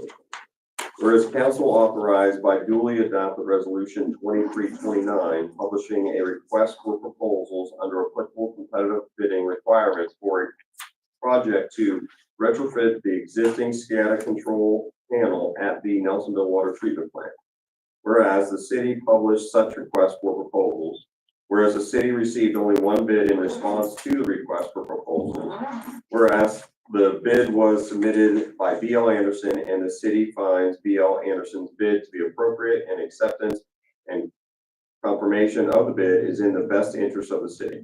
Now therefore be it ordained by the council of the city of Nelsonville, Athens County, Ohio as follows. City council hereby confirms B.L. Anderson's bid attached hereto as Exhibit A and incorporated herein by reference for all purposes, and hereby awards the contract for project to retrofit an existing SCADA control panel at the Nelsonville Water Treatment Plant to B.L. Anderson, consistent with the terms of the bid set forth in Exhibit A. 2, the city manager, acting city manager, police chief, and city auditor are hereby authorized to execute the contract with B.L. Anderson, consistent with the terms of the bid set forth in Exhibit A. 3, city council hereby appropriates an amount equal to the sum of $88,223.00 to pay B.L. Anderson for services to be rendered in connection with the project and consistent with B.L. Anderson's bid set forth in Exhibit A. Number 4, city council hereby finds that the ordinance was adopted in a meeting open to public as required by applicable law. 5 members of council voting to dispense with the 2 readings of this ordinance and rules are hereby suspended for this ordinance, and this ordinance is hereby enacted on the first reading pursuant to ORC 731.15 and Nelsonville City Charter sections 4.09 through 4.11. This ordinance is hereby passed as an emergency measure pursuant to Ohio Revised Code 731.30, Article 4, sections 4.09 through 4.11 as an emergency in the operation of the city government to ensure timely commencement and completion of the project to retrofit the existing SCADA control panel at the Nelsonville Water Treatment Plant and is necessary for the immediate preservation of the public peace, health, safety, morals, or welfare of the city, and this ordinance shall be full force and effect upon this adoption. Number 6, the city auditor shall take all steps necessary to complete and effectuate any disbursement of funds authorized by this ordinance, duly enacted by council on second reading on the 28th day of April, 2025. Okay, motion to suspend the rules. So moved. Second? What, First. why are we spending the rule, this is second reading? And it's already in progress of being done. So that it doesn't set for 30 days. I'll second. Thank you. Council discussion on suspension. Roll call on suspension. Apologize, Lori. Mr. Clement, Yes. Ms. Joseph Saul, Yes. Mr. Flowers. No. Mr. Taylor, yes. Mr. Peck, Yes. Mr. Lawson. Yes. Okay, motion to adopt. Can I, with all due respect to the council, this Councilman Lawson's on the right track here. The suspension has to do with the readings. So if you pass it in the current version, it will still sit for 30 days, even with suspension. It's the emergency clause that requires, or that takes away the requirement to sit for 30 days.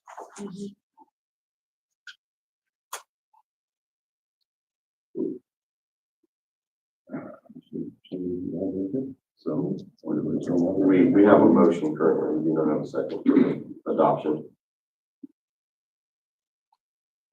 About the second, So you have motion to adopt, need a second, I'll second. Ms. Josephson, Yes. Mr. Flowers, This is to adopt this. correct. I just want to say one little thing here. This, what really bothers me is when I read these ordinances and it says in Exhibit A. And I yet to see an Exhibit A. We had the exhibit on the first reading at the last meeting. That don't help me at this It meeting. should have been in your email box. It wasn't. It wasn't. I'm not, I mean, I got to say. So I think from now on, I want the paper. We had exhibit A last meeting, that's what I went through and questioned on, was the way the contract was read out. That was provided to us last meeting. The electric part of it, right? Yes, Yeah. but that's the way the order was set up. Right. That was exhibit A that was provided to But you us. know, this is what kills me is I'm voting yes on this stuff and I'm not seeing the exhibits that are supposed to be attached to it. I've yet to see an exhibit. Mr. Taylor's finally putting a nomenclature behind the codes that we've got on these other ordinances. I feel really uncomfortable just saying yes on something that I could be responsible for. If I may, so my understanding is the clerk's practice, and I could be wrong, so please correct me if I'm wrong, but I believe the clerk has only printed out the exhibits for the first readings. It's certainly within council's authority to instruct her to print it out for both the first and second reading. That's probably the easiest solution to it. I think you felt that way, didn't you? Well, I think that's reasonable. I mean, it's up to council to provide the direction. It's just, it would need to be clear so that the council clerk knows what to do. Because not, especially if we're going to, if council wants her to deviate from her past practice, council is to clearly specify what needs to be done. I understand that if you say it was in the first reading, I'll accept that. I don't remember seeing it. But I can't just vote on something that I don't see what I'm voting on is an exhibit. So if in that case, I'm not going to vote for any of these that say Exhibit A or line item 1, you know? Just for clarity, you're going to abstain or you're going to vote no? I'm gonna vote no. Okay, just for clarity for the purposes of Sure. my job, but, and also just, I would suggest too, if you don't receive something, if you do review the documents prior to the meeting, if you don't see the exhibit, I would probably email that to the clerk. I did. Okay.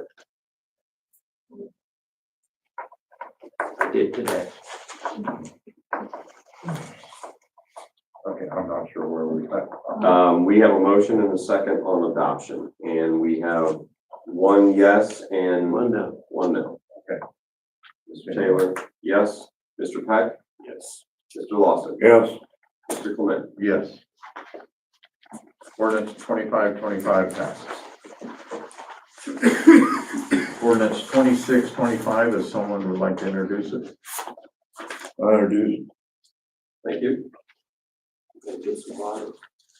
Get some water. Ordinance 2625, an ordinance setting the authorized staff in the city departments. Whereas the city staffing ordinance has been amended several times, whereas the purpose of this ordinance is to accurately track and reflect all amendments through the 2025 calendar year ordinance. Now therefore be it ordained by the Council of City of Nelsonville, Athens County, Ohio as follows. Staffing in the police department is as follows. 1 full-time chief, 2 full-time sergeants, 9 full-time police officers, and 1 full-time clerk. Police department pay, see Exhibit A attached hereto and incorporated herein by reference. Staffing in the fire department is as follows. 1 full-time chief, 1 full-time lieutenant, 1 full-time senior firefighter, and 2 full-time firefighters, and 13 part-time firefighters. Fire department pay chart, see Exhibit A here attached hereto and incorporated herein by reference. Staffing in the utility department is as follows. 1 full-time service director, 1 full-time waste water operator of record, 1 part-time water operator of record for a maximum of 25 hours per week unless increased by the city manager. 11 utility technicians. Utility department pay, chart C Exhibit A attached here to and incorporated herein by reference. Staffing in the auditor's office is as follows. 1 elected city auditor, 1 full-time deputy auditor, and 2 full-time account clerks. Additionally, there is a city treasurer elected, auditor, deputy auditor, account clerk pay chart C Exhibit A attached here to and incorporated herein by reference. Staffing in the city manager's office is as follows. 1 full-time city manager, 1 full-time code enforcement officer, 1 full-time administrative assistant, 1 part-time law director, and 1 part-time city prosecutor. There may be 1 acting city manager assigned by the city council according to the charter. Those additional duties will come with a $2,500 per month stipend to cover the additional responsibilities and liabilities. City manager, code enforcement officer, administrative assistant, law director, and city prosecutor pay charts. City manager rate referred to contract. Code enforcement officer pay scale, see Exhibit A attached here to and incorporated herein by reference. Administrative assistant pay scale, see Exhibit A attached here to and incorporated herein by reference. Law director and prosecutor rates referred to their respective contracts. Staffing for 1 council clerk and 7 council members as follows. Council clerk pay scale, see Exhibit A attached here to and incorporated herein by reference. Council member salary is $100 per month. Council president's salary is $200 per month. Seasonal staffing for 1 seasonal aquatic center manager at $10,500 per season, up to 2 head lifeguards at $12.75 per hour, and up to 20 part-time aquatic center lifeguards attendants at $12 per hour. Benefits and offers for full-time union employees will match approved language in their respective collective bargaining agreements. This may include PTO, insurance coverages, insurance coverages, certification and training pay, stipends, and more. Higher department heads, benefits and offerings and limitations for the police chief, fire chief, service director, sewer plant director, water plant director, police clerk, and deputy auditor will operate according to best city practice, employee handbook, and set policies. This includes insurance coverages, PTO, vacation, payout rules, pension pickup, and more. Part-time, non-seasonal employees shall be offered dental, eye, and life insurance at full cost to the employee. Health insurance will not be offered for part-time employees. Nothing in this ordinance shall be used or construed to overrule or repeal future pay increases or offered benefits already approved by contract or city council ordinance. City council hereby finds that this ordinance was adopted in a meeting open to the public as required by applicable law. This ordinance shall be backdated and made effective as of January 1, 2025. The city auditor shall take all steps necessary to complete and effectuate any pay increase which shall be enacted pursuant to the provisions of this ordinance, duly enacted by council on first reading on the 28th day of April, 2025. This does have the exhibit A that you said. Okay. Can I ask a question? Yes, Um, yes. so where it says duly enacted by council on the first reading, I don't see any emergency declaration or suspension of rules language.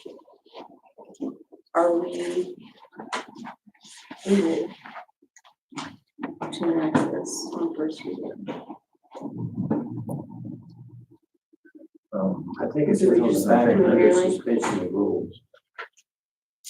On the signature page.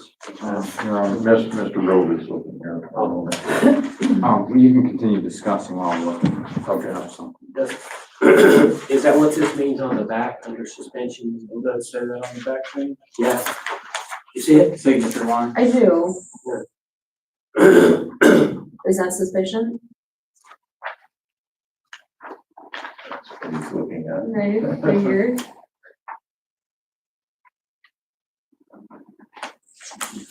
The crowd is thinning. They're in the restroom. Do I? Oh.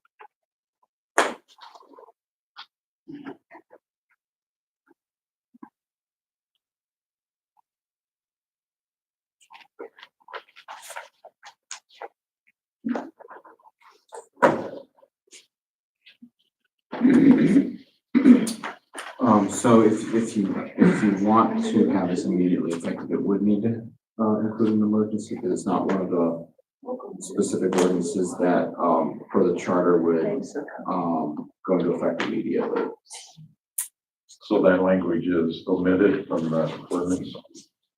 Well, it's up to council whether or not you want, I mean, it's fine either way. It's just, if there is a suspension of the rules, it would just be suspending the second reading, but it would still go into effect 30 days from today.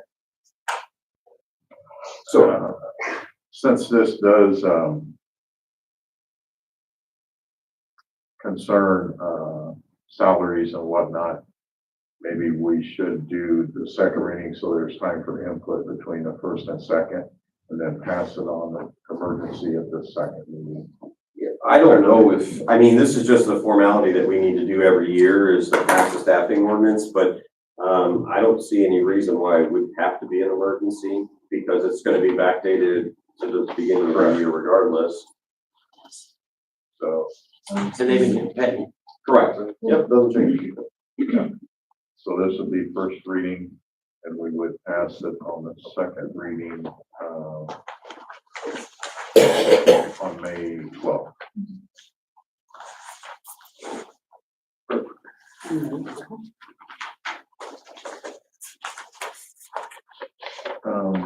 Should we read Exhibit A, which I think in the past it has been, which goes through the, I hate to say that, Mr. Taylor, but it goes through the pay scales. If it needs to be read into the record, I don't know. I don't, well, the reason I had actually changed it to be in the exhibit was just to make it easier for the clerk to read it. If council wants to read Exhibit A, in its entirety, you know, that's up to council. I'm actually not sure if the clerk had in the past read what is now Exhibit A word for word. I think she had some read the summer when she read it, but not every single word that's set forth in Exhibit A. Well, that's basically the same thing that's in effect right now, isn't it? It is. I believe the numbers, I don't believe there are any changes to. I don't believe any pay or anything, there's no changes in it and everything. The one thing that I know is two changes. One, in section 3B, there's the water operator with a pay of $33.89. That's newly added there. I believe the water operator of record previously had been a contract employee, and this is now changing them to a wage and salary employee at $33.89 an hour, which my understanding, well, I understand, I did the calculation. So that is the equivalent of the hourly rate for the wastewater operator. But because the staffing ordinance says the water operator only is to do work 25 hours per week unless the city manager approves additional hours, obviously it won't equate to that, because that's the wastewater operator salary is based on a 40-hour work week for the year. One last thing was the administrative assistant in section 5B2. That pay was changed to reflect the actual pay rate that the administrative assistant currently has. But so that pay scale, I believe, had been different in last year. Those are the only two changes to the Exhibit A. So should we just read the changes? That's fine. But weren't both of them enacted by its own ordinance as far as the administrator and the water treatment operator, which was a constituted, just basically updating the list?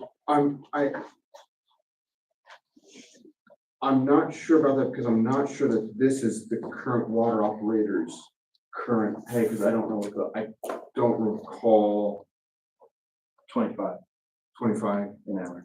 an hour. So this would be an increase for them. The administrative assistant, the difference there is under last year's ordinance, the administrative assistant was hired as a part-time position, and this is changing them to, let me just double check, make sure I get this. Correct, yeah, what is being changed to a full-time I position. thought that's what we authorized though. It was a part-time, so this was changing her to a full-time. Okay. So that's the explanation for the change. in- And then the city manager wouldn't be on here because it's a contract, right? Correct, Correct. Okay, All right, this will go to second reading. all right. Ordinance 2725, if someone would like to introduce it. I'll introduce it.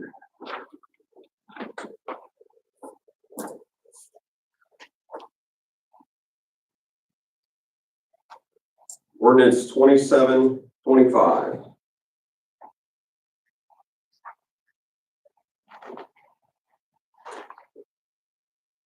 An ordinance hiring Fred Holmes as city manager effective May 1st, 2025, and declaring an emergency. Whereas there is currently a vacancy in the office of city manager in the city of Nelsonville. Whereas Fred Holmes has previously served as city manager for the city and possesses the requisite qualifications for the position. Whereas Fred Holmes has indicated he is willing and able to serve as city manager for the remainder of 2025. Whereas the city has negotiated a city manager contract with Fred Holmes to serve as city manager for the remainder of 2025, providing Mr. Holmes first provides proof of bonding prior to May 1st, 2025. Whereas council finds it necessary and appropriate to hire Fred Holmes as city manager. Now, therefore, be it ordained by the Council of City of Nelsonville, Athens County, Ohio, as follows. 1, effective May 1st, 2025, and subject to the conditions set forth in Section 2, the council appoints Mr. Holmes, Fred Holmes, to serve the city manager in accordance with the city manager contract attached here to and Exhibit A, which is incorporated herein by reference for all purposes. 2, prior to May 1st, 2025, a fully executed city manager contract, see Exhibit A, shall be returned to the city. Also, prior to May 1st, 2025, Fred Holmes shall provide satisfactory proof of bonding in the amount required by law. 3, the acting city manager is hereby directed to facilitate processing of any bond application submitted to the city manager. Pursuant to city law and practice, the bond premium for the city manager shall be paid for by the city. 4, the acting city manager is hereby directed and instructed to sign the city manager contract, see Exhibit A. Immediately upon delivering of satisfactory proof of bonding from Fred Holmes. 5, the city auditor is hereby authorized and directed to take all steps necessary to carry the provisions of this ordinance into effect. 6, city council hereby finds that this ordinance was adopted in the meeting open to the public as required by applicable law.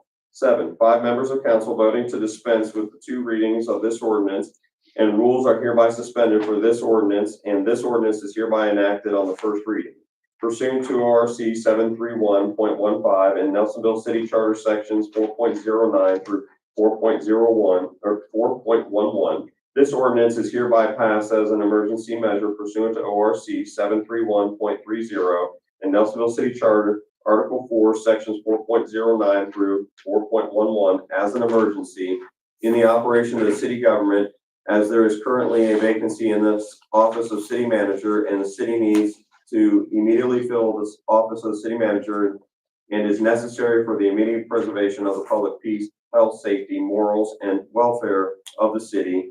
And this ordinance shall be in full force and effect upon its adoption. Duly enacted by council on first reading on the 28th day of April, 2025. Motion to suspend the rules. Second. Council, I'm sorry. Yes, council discussion on suspension. Roll call on suspension. Mr. Flowers, Yeah, Mr. Taylor, yes, Mr. Peck, yes. Mr. Lawson, Yes. Mr. Clement, Yes. Ms. Joseph Saul, Yes. Motion to adopt. Second. Citizens' comments. Congratulations, Ben. Yes. Council discussion. Again, there's an exhibit A here. Did I miss it on the last meeting or something when I wasn't here? No, we're still in the process of negotiating the final. As I told council last meeting, I was not able to get to it until earlier today. So I had sent the final proposed language to Mr. Holmes via email this afternoon. Obviously, that's not enough time for him to thoroughly review it. So just whenever he has it back is when I'll. So is this, we did have, just so you're aware, Right. We did have some discussion in executive about the terms of the contract. the last time? Yes. Okay. I can certainly circulate to council. No, I just want to be sure, because I want to vote for you. I just want to make sure that the exhibit A is something that I feel comfortable with. But I do, I really do. I want to vote for you, so. I can certainly circulate the language that we, I just had a, Is this a contract, actual contract with money on it and everything? yes, so I can circulate, there were just a couple of questions that I had from Mr. Holmes regarding, his service to the Red Cross that just needs to be, accurately reflected in the contract. So Which we don't need another 3 months. Well, Yeah. so I just want to make sure that I'm accurately reflecting his, so I don't want to inaccurately do that. So I just need to work with him to make sure that those points are correctly addressed, and then I can circulate. Then at that point, the contract should be finalized and ready for. So will we have to vote on the contract? Or is this I think voting on that- the contract? Since council hasn't seen it, I think the safest thing to do would be recirculate it back to council once it's finalized and ready for council's approval. Because I mean, like I say, I think he'd be the person I would want to do it, but I'd like to be able to see the figures and make sure that. We might be able to discuss that later, would we not? Sure, or even right now, if it doesn't have to be, I think the salary term was, my understanding was finally negotiated at that point, but if I'm. Well, as council. It was just discussing the executive. Executive session, that's the one I missed, right? Right, Okay. we were just discussing it in there. All right, I'm sorry to hold up council. I No, just- not at all. You're good, you were, unfortunately, you weren't there for that, and that wasn't televised, so. Yeah. Okay, well, I'm good now. I'm okay. Yeah, I'm okay. any other council discussion? Call the roll, please. Mr. Taylor, yes. Mr. Peck, Yes. Mr. Lawson. Yes. Mr. Clement, Yes. Ms. Joseph Saul, Yes. Mr. Flowers. Yes. Ordinance 2725 passes. Welcome aboard, Mr. Holmes. Am I allowed to? Yes, you are, sir.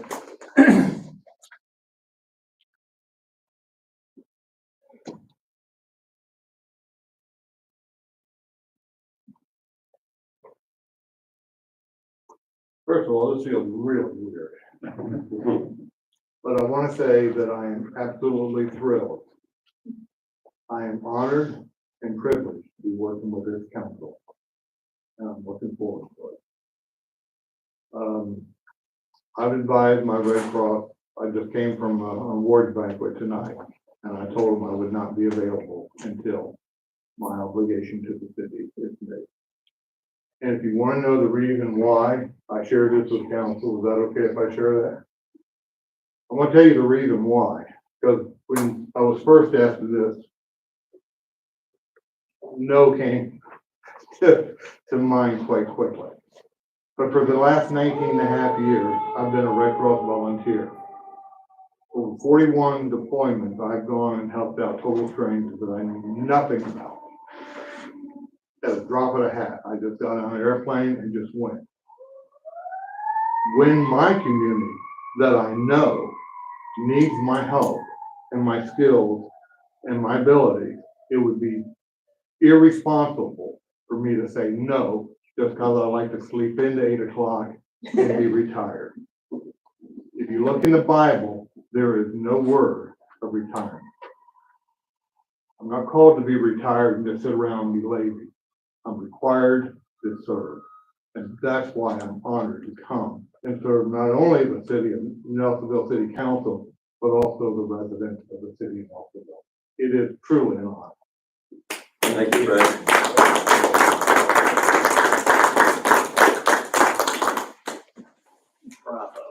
Thank you, Fred.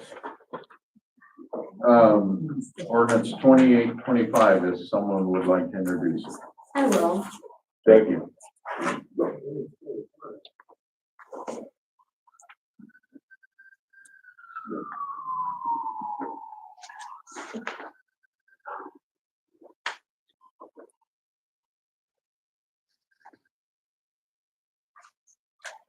Okay, ordinance 2825. An ordinance authorizing continuation of the monthly stipend to the acting city manager for additional temporary duties through June 30th, 2025, and declaring an emergency. Whereas on July 29, 2024, City Council appointed Devin Tolliver, Nelsonville Police Chief, to serve as acting city manager for the city on a temporary basis, and on April 14, 2025, City Council members reappointed Devin Tolliver to serve as acting city manager during the vacancy in the office of city manager. Whereas by ordinance 2225, council provided for an additional monthly stipend for the acting city manager for the additional temporary duties assumed. Whereas council finds it necessary and appropriate to continue to provide an additional monthly stipend to the police chief as acting city manager for the additional temporary duties assumed by the acting city manager for the 2-month transitional period as the city transitions to the new interim city manager. Now therefore be it ordained by the council of the city of Nelsonville, Athens County, Ohio, as follows. 1, the additional monthly stipend provided for by ordinance 2225 paid to Devin Tolliver, acting city manager, shall continue for the transitional period during May 1st, 2025 and ending June 30th, 2025. 2, during the 2-month transitional period set forth in section 1, Devin Tolliver shall not exercise any power of the city manager except as may be authorized or delegated by the new interim city manager according to law. But Devin Tolliver shall assist the new interim city manager with the transition into office. 3, the city auditor is hereby directed to ensure there is no disruption in payment of the full stipend for the months of May and June 2025. 4, the city auditor is hereby authorized and directed to take all steps necessary to carry the provisions of this ordinance into effect. 5, city council hereby finds that this ordinance was adopted in a meeting open to the public as required by applicable law.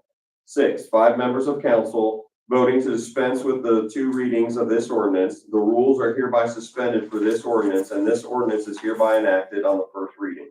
Pursuant to ORC 731.15 and Nelsonville City Charter sections 4.09 through 4.11, this ordinance is hereby passed and is an emergency measure pursuant to ORC 731.30 and Nelsonville City Charter Article 4, sections 4.09 through 4.11 as an emergency in the operation of the city government, as the city needs a smooth transition to the new interim city manager and will require additional duties of the current acting city manager to accomplish this transition, and is necessary for the immediate preservation of the public peace, health, safety, morals, or welfare of the city, and this ordinance shall be in full force and effect upon its adoption.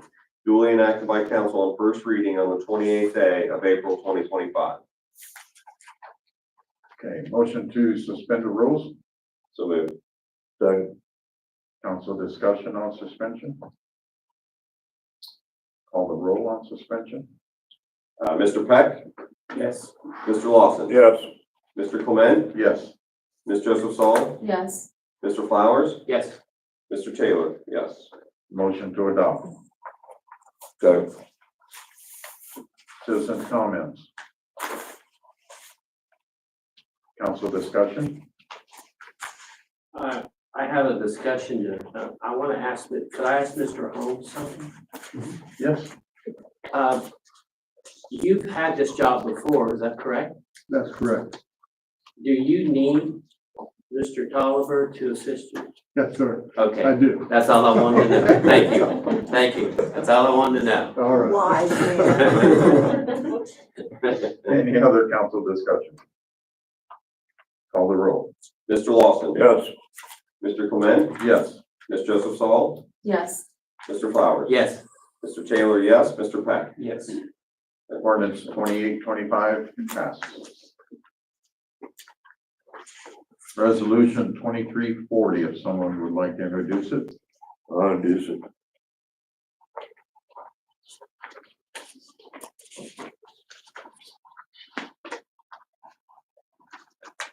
Resolution 2340, a resolution appointing a special prosecutor in Athens County Municipal Court, case number 2025 CRB 00504.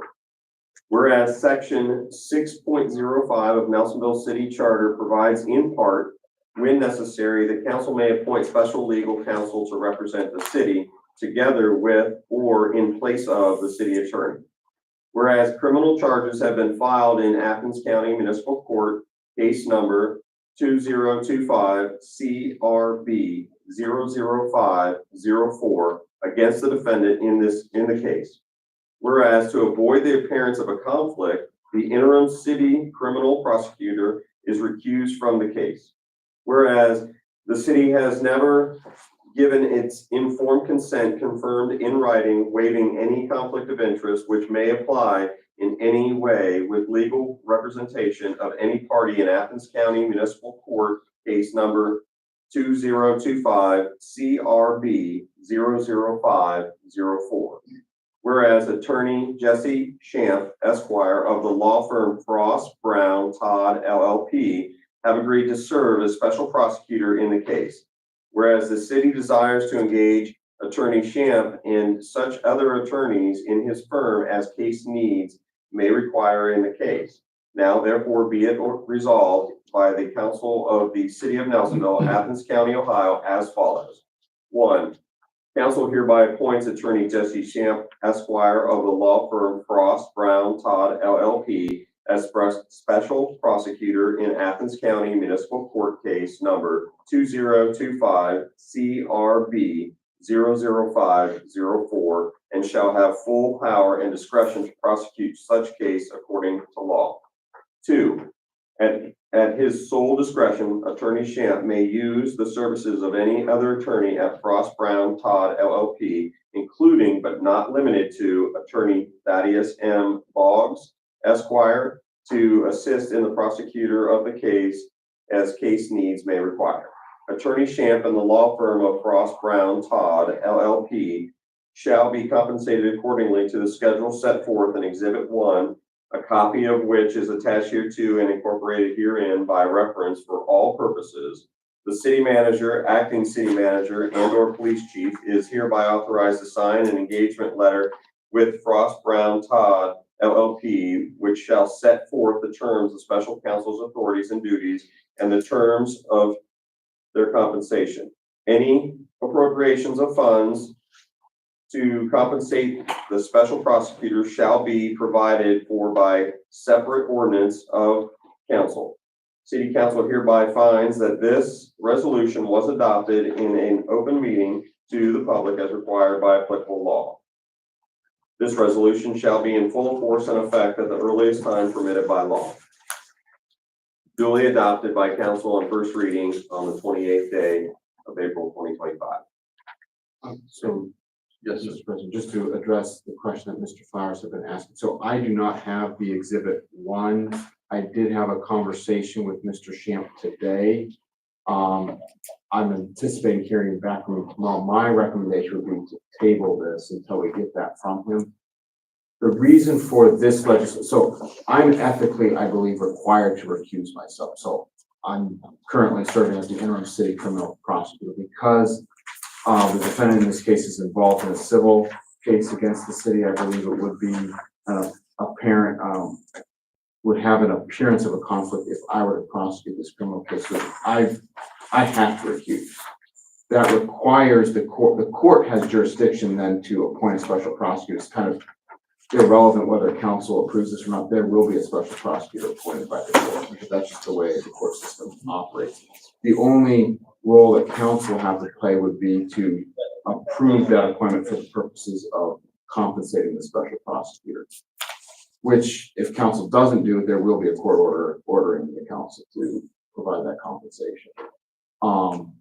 But this is just kind of assisting with that. My recommendation, just because we haven't gotten that, would be to table this for the next meeting. Will that be enough time? Yes. Okay, on that recommendation, I'll make a motion to table ordinance 2340. Second. Any discussion on table? Call the roll. Mr. Lawson, Yes. Mr. Clement, Yes. Ms. Joseph Saul, Yes. Mr. Flowers, Yes. Mr. Taylor, yes, Mr. Peck, Yes. So will you can I get a copy of I don't even know who's being, I know it was probably discussed in the executive session that I missed the last time, probably this was. But I don't know who's being prosecuted, why they're being prosecuted, how much money we're spending the special prosecutor, or any of that. So Sure. if I can get some of that, I'd appreciate it. Yeah, well, as soon as I get the exhibit 1 from Mr. Shamp, I can circulate it to the council. I just apologize, I don't have it. It hasn't been provided to me by his office yet, but, I anticipate that will be tomorrow, based on my conversation earlier this morning with him. He just has to, since he works at a multi-lawyer firm, he has to, run through the bureaucratic, change of command. And you could email it to me. Sure, that I can certainly do. Okay, with that, city manager's report, Chief Oliver. For starters, I want to say congratulations and thanks, especially a big thanks, Fred, for stepping up here. Wanted to highlight on a couple of good things that happened in the community. So obviously Tunnels to Towers happened, as Chief Barber kind of touched base with earlier. They had 560 registered runners. And a big important number for that was 93% of the people who registered actually attended, which was a pretty big step up from last year. We also had the Rocky Community Day over at Nelson Commons Park. A bunch of staff members from Rocky Boots donated their time, came over to help clean up the park, put down some mulch and that kind of stuff. I've also been speaking with ODOT regarding the Canal Street project. Definitely happening still. I've heard people say that it's not, it is. Shelley and Sands was awarded the bid. My contact with ODOT that I've been working with does not have a set date. They're waiting to hear back from Shelley and Sands, but they believe it'll be early June when they start paving Canal Street. They're gonna pay it. I'm sorry, when they begin construction. So the asphalt sections of Canal Street over by Speedway through to the stoplight, where it is asphalt, will be re-asphalted. Gotcha. The concrete areas will be torn up, and the bad sections will have new concrete put in. Oh, so the concrete sections won't be all concreted, they'll just be patched. Not patched, but the whole block will be made. It'll be new concrete. Okay, yeah. That's all I have for right now. Does anyone have any questions?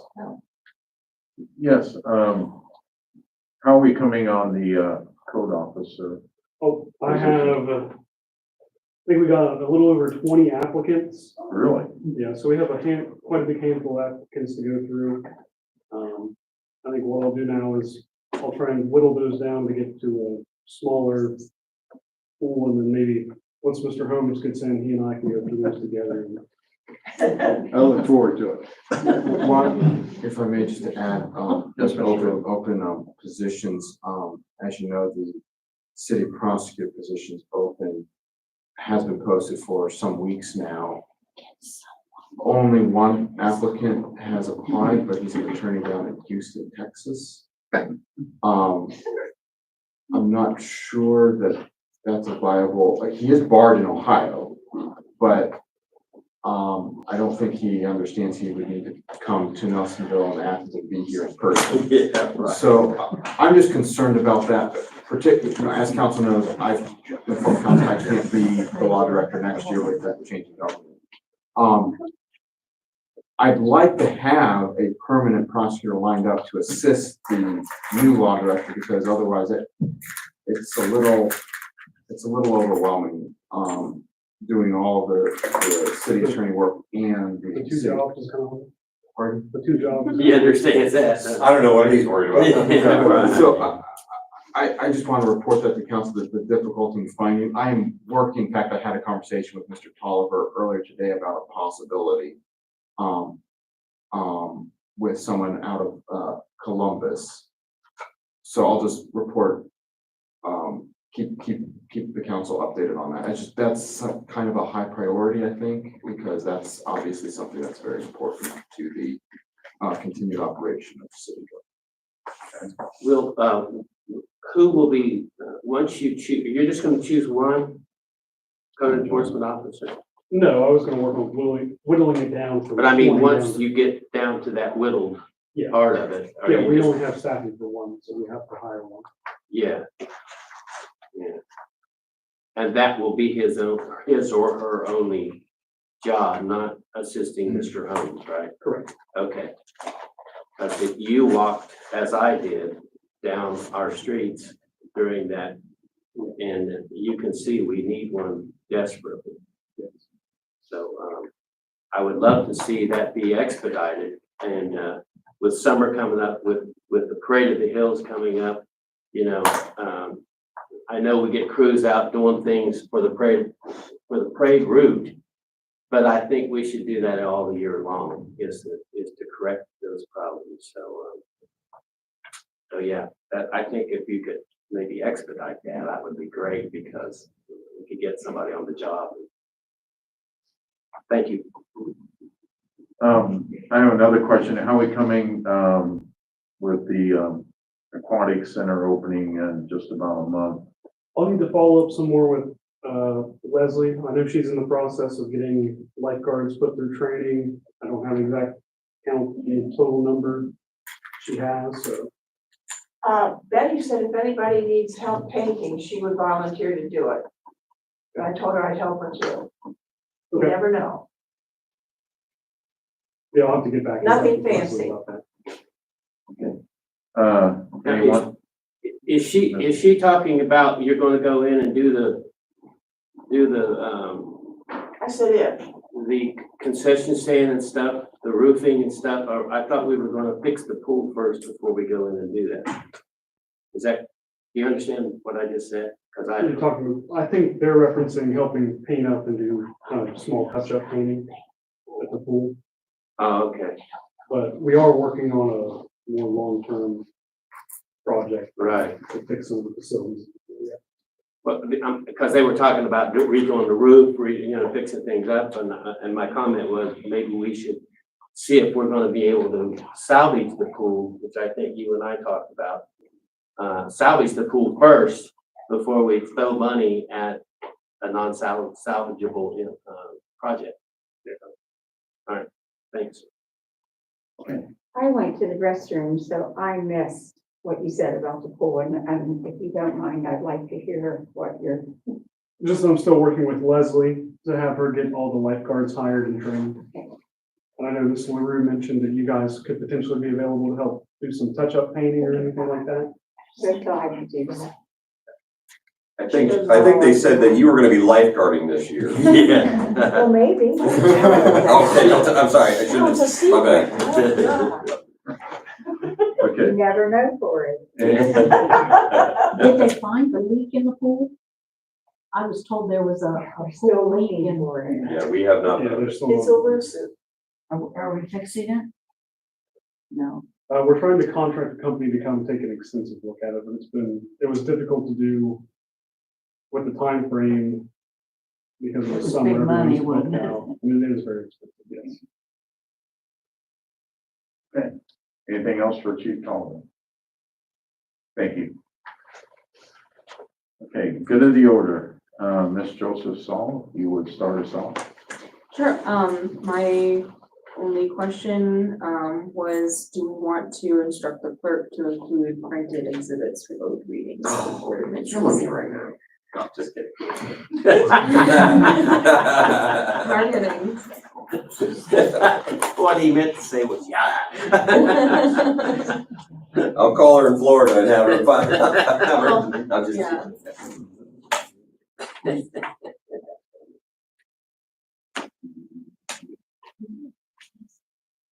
So I guess is that a yes? I'm asking. No. I'm usually the question person, so thanks. Thanks for taking that role. Of course. Anything else? So she was asking if we should do a motion to have the clerk add all the exhibits into. Printed exhibits. Printed Yeah. exhibits For each meeting. Okay, so a motion. Oh, for each meeting. I'm sorry, I was thinking for the minutes, so. I'll second. I'm sorry, who motioned that? I suppose I did, yes. If not, we're sticking with Mhm. it. Okay, Mr. Clement, Yes. Ms. Joseph Saul, Yes.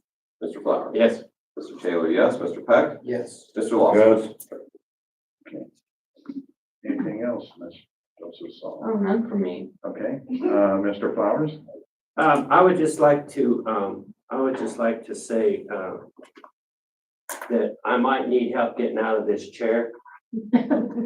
Because I did that 5K. I was wondering where this is going. I did that I'm sitting a little 5K and, there was a guy with prosthesis that passed me. That was nice of you. Yeah, well, I made it, yeah, and a lot of old people. But I would like to say it was a tremendous honor to walk that 5K for the Tunnel to Towers. And, I thought I wouldn't make it. I thought, well, first my house is right there close when I come down the next corner. I can head that way. But as I kept walking, I kept thinking, you know what? This feels good. But today it don't. Today, I've got what runners call shin splints. And my shin How far cap has disconnected from my muscle in the back of my leg. It was a 5K. But anyway, if I need help up, I can always count on Chief. Mr. Flowers, I seen your time and actually it was pretty impressive. And you know, it impressed me. I did it in 59.7 minutes and I broke it down to a 3.2 miles in a 5K. I did it in 18.66 minutes a mile. That's great. That's great.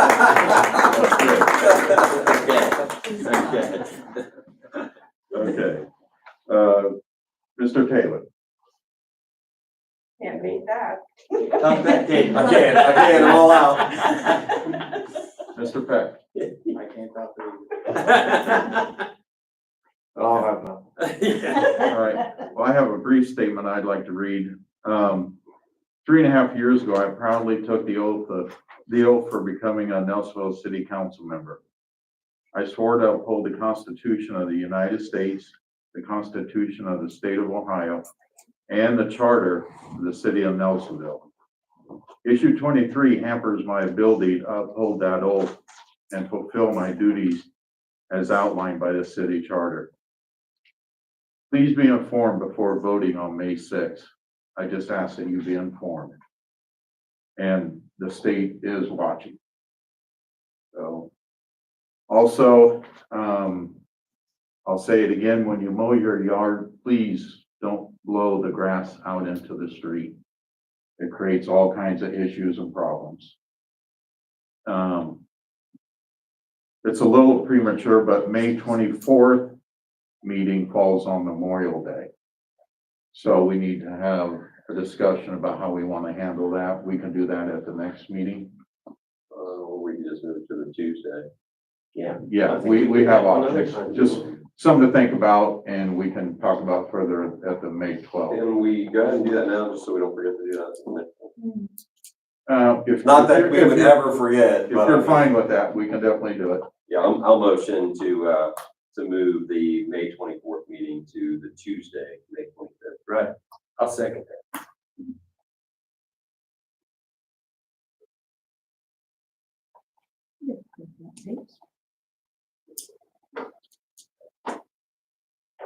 Call the roll. Okay. Ms. Joseph Saul, Yes. Mr. Flowers. Yes. Mr. Taylor, yes. Mr. Peck, Yes. Mr. Lawson, Yeah. Mr. Clement. Yes. And I'm just gonna put this out there, I'm just gonna say 12.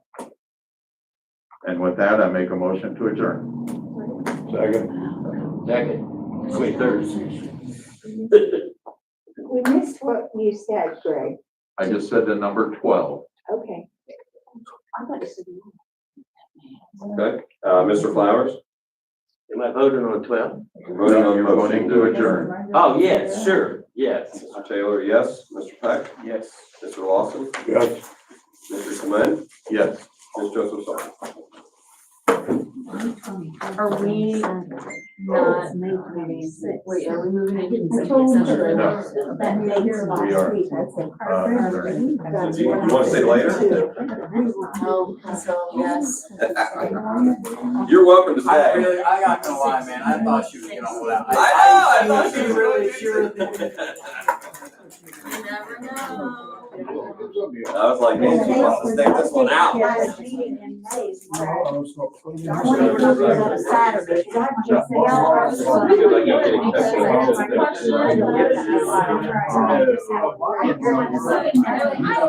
I know, I'm not gonna be